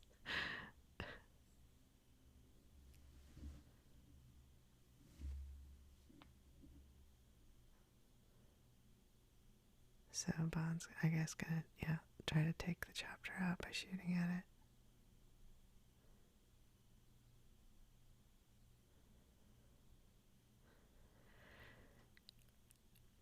But someone is shooting back and just ripping holes through the building.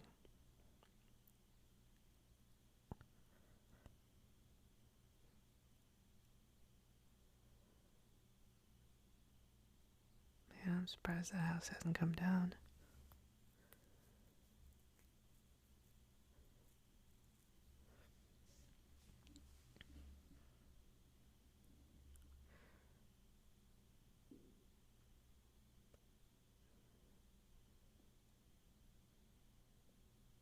So it's basically Bond versus the helicopter at this point.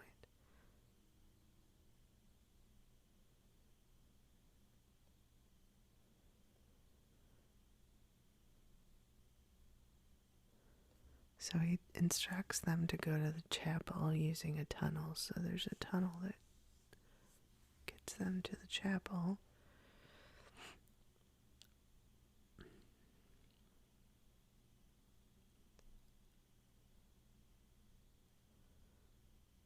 Alright.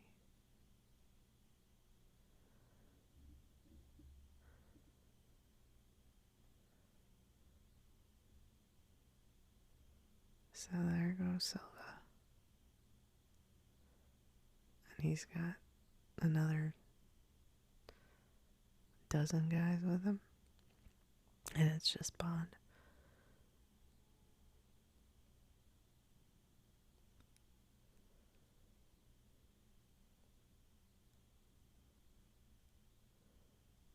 Did he just throw a grenade? Yeah. And Silva threw a grenade into the building. Oh, he's just lobbing them all over. I like Javier Bardem as Silva in this a lot. As I was saying earlier, I think. But I think it would be hard to top Anton Chigurh. I mean, I think Anton Chigurh is like the best thing that Bardem has ever done. And he's done a lot of stuff.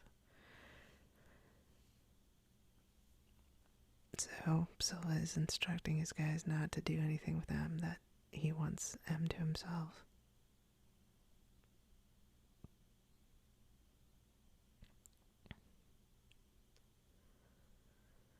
Now you see where Deakins is playing with light and shadow, which is something he's really good at, and in the dark and fire. If anybody's seen it's 1917, isn't it? The Mendes film that's all one take, or shot to look like one take.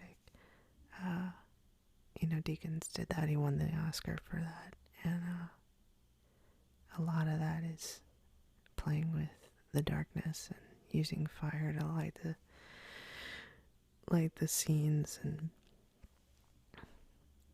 really great work. But he's very good at light. That's, I think, maybe his strength there is.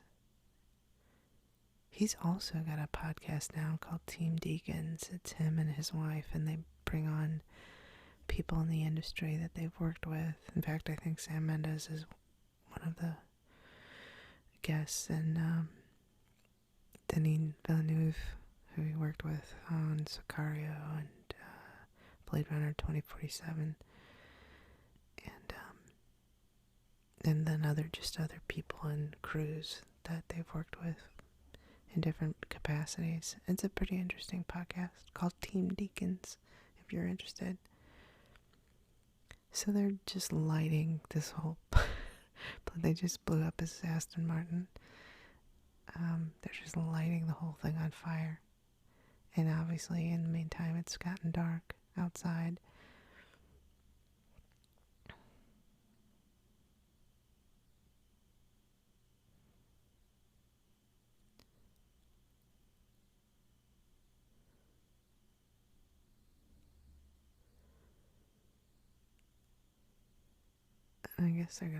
I guess Bond is just gonna blow up that room.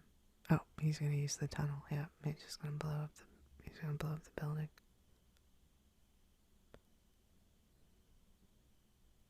I would think he should have closed the door behind him though, right? I don't know, maybe not. I guess Silva thinks he's still in there. Oh, blew it up. There goes the copter. Don't look back, just kidding. Man, if you're running in a movie, don't turn around and look back. Just keep running. The copter is now crashing into the building. That's crazy. And it just went kaboom. The whole thing went kaboom.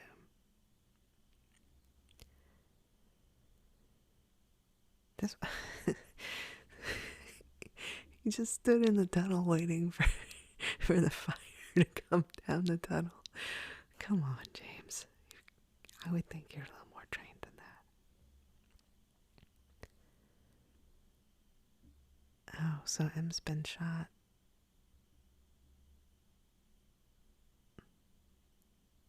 So Silva's still alive. I know that's shocking.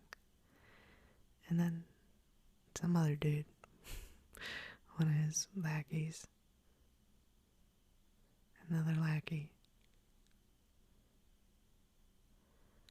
Oh, no. He makes them out. He made them. They're out in using a flashlight, and he can see them off in the distance. He can see Kincaid and walking.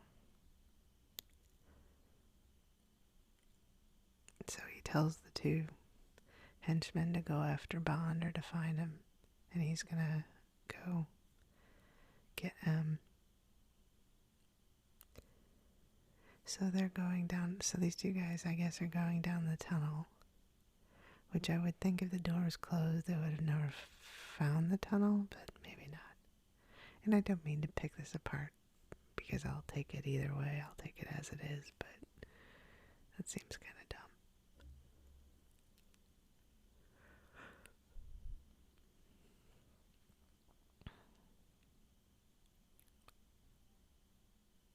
So Silva is walking through the brush. Man, that is a shot.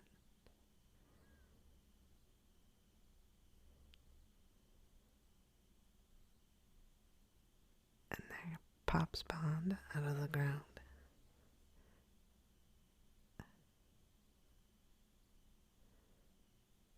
And he's running. I don't know if he's running like he runs on purpose, or if that's how Daniel Craig runs. It's almost like a mechanical nature, like his arms are swing up and bend at the elbow, which is actually, I believe, how you're supposed to run, because that gives you momentum, but it just looks interesting. I don't see a lot of running, like people run like that in movies, but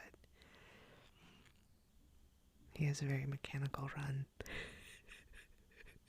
Now I'm a running expert as well as everything else. Yep.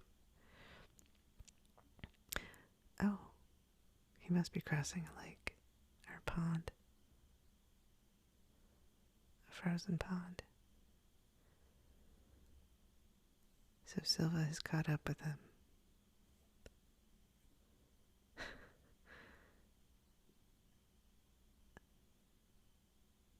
Relax. Yeah. Oh, now they've all caught up with him.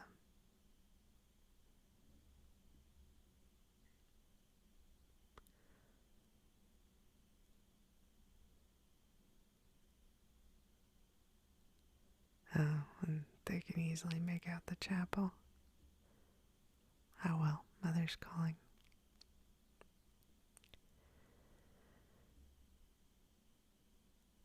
So he's going to shoot at the ice so that they both go down. Okay, well,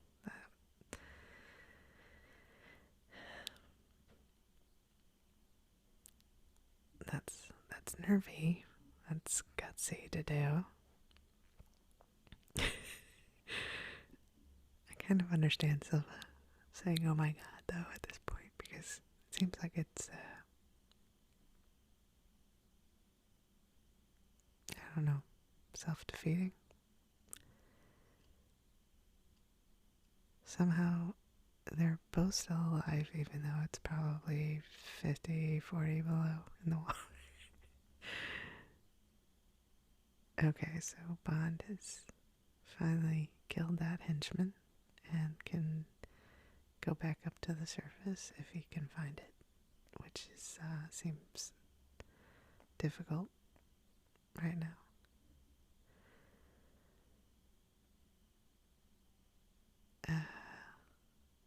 Really good at holding his breath underwater. Is he gonna use a flashlight or a flare? Okay, so he's getting a flare to break the ice. Good move. Meanwhile, Silva's, I don't know what he's doing. He's, what's the word? Limping. In memory of Andrew Bond and Monique Delacroix Bond.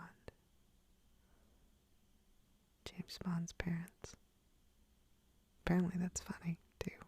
Silva.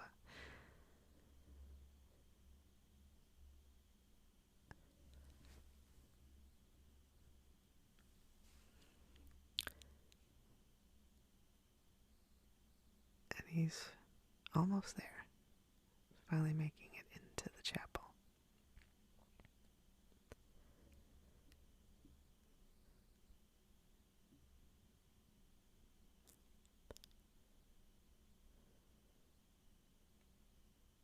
It had to be here. It had to be this way. Thank you.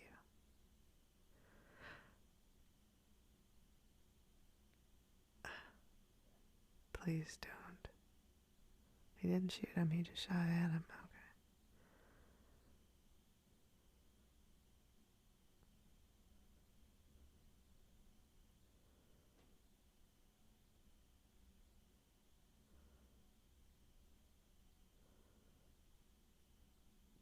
Okay. And he sees that she's been hit.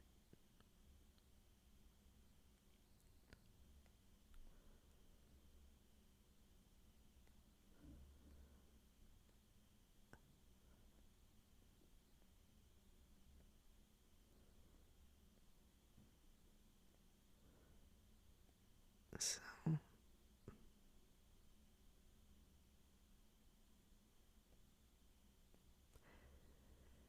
he's very good at playing really creepy.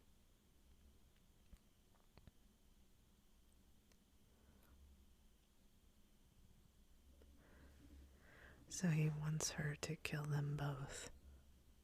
Interesting.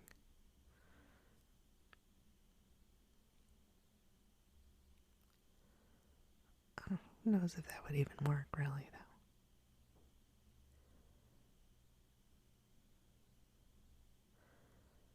So, oh, did Bond shoot him? Oh, he threw a knife in his back. See? He used a knife.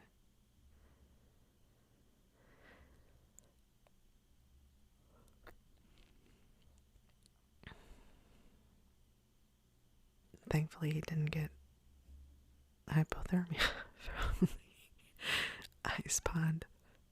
Or hyperthermia. I apologize, I don't know which one it is.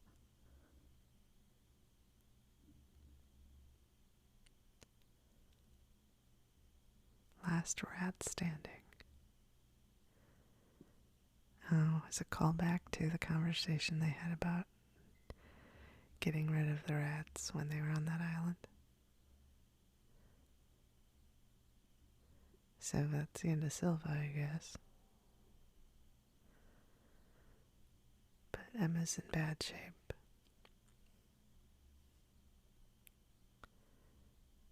And this is, I think I said this early in the film, is that in this movie, M is the Bond girl. And when I say M is the Bond girl, I mean,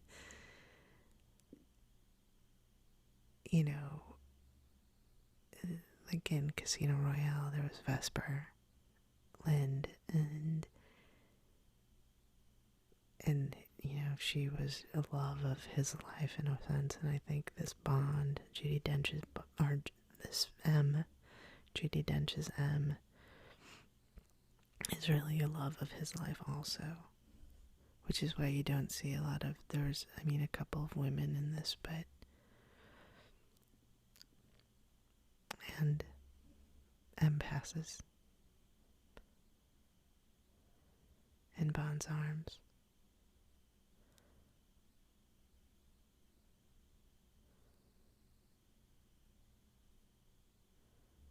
It's quite sad.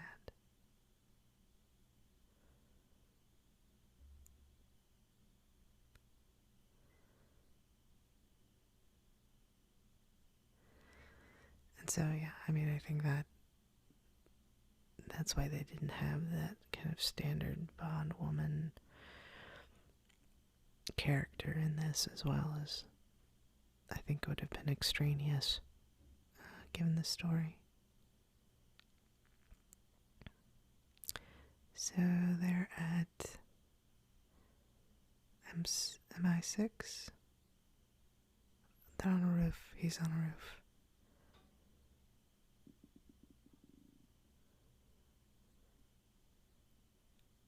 And here comes Eve with, I assume, a box of ashes.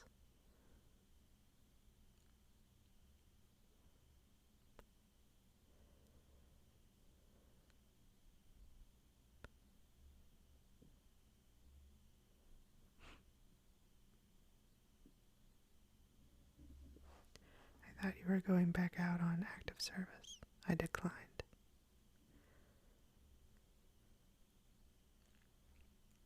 Field work is not for everyone.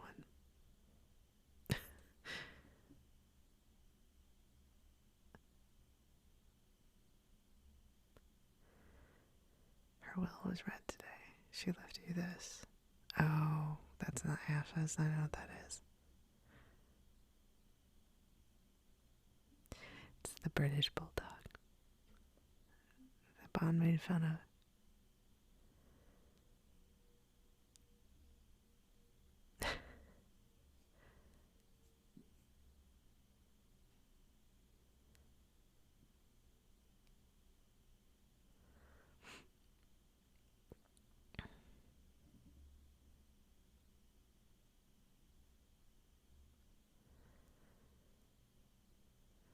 So they're walking into a room. We've never been formally introduced. Oh, my name's Eve. Eve Moneypenny. Okay. So she is now taking her spot as Moneypenny, which would be M's assistant.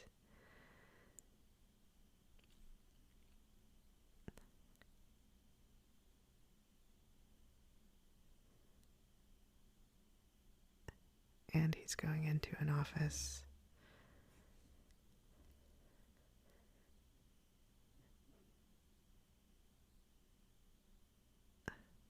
So Mallory's office, he's going to see Mallory.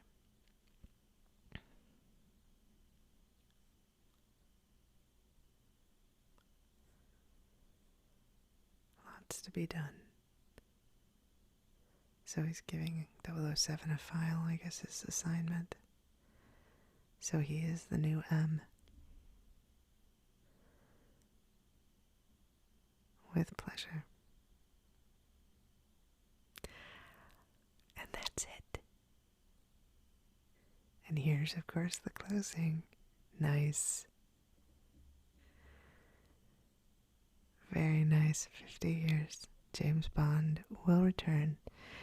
And hopefully by November will be returning in No Time to Die, which is the first Bond film that will be directed by an American, Cary Fukunaga, who is probably best known for his direction on the first season of True Detective, although he's done other films as well. Very, very, very good filmmaker, and I'm very excited to see what he does with the franchise. And I believe that's going to be Daniel Craig's last foray as Bond. So I'll be curious to see who takes over Bond after that. But yeah, that was supposed to debut in April, and it's been pushed to November. Hopefully we'll see it in November, because I don't think they're going to release it on demand. It's going to be in a theater, and they're going to wait until it gets in a theater. So anyway, thanks for watching, or thanks for listening. If you just decided to listen along to me yammer as I watch Skyfall. Again, if you have any suggestions, comments, questions, ideas, please comment. If you have not subscribed to this channel, please subscribe. It allows me to know that this is of worth for you guys out there, and also it allows you to find out as soon as I have uploaded a new video. And so with that, I will leave you here. Thank you so much again for joining me. If you are asleep right now, I hope you have great dreams if you want them, and I hope you have no dreams if you don't. Until next time.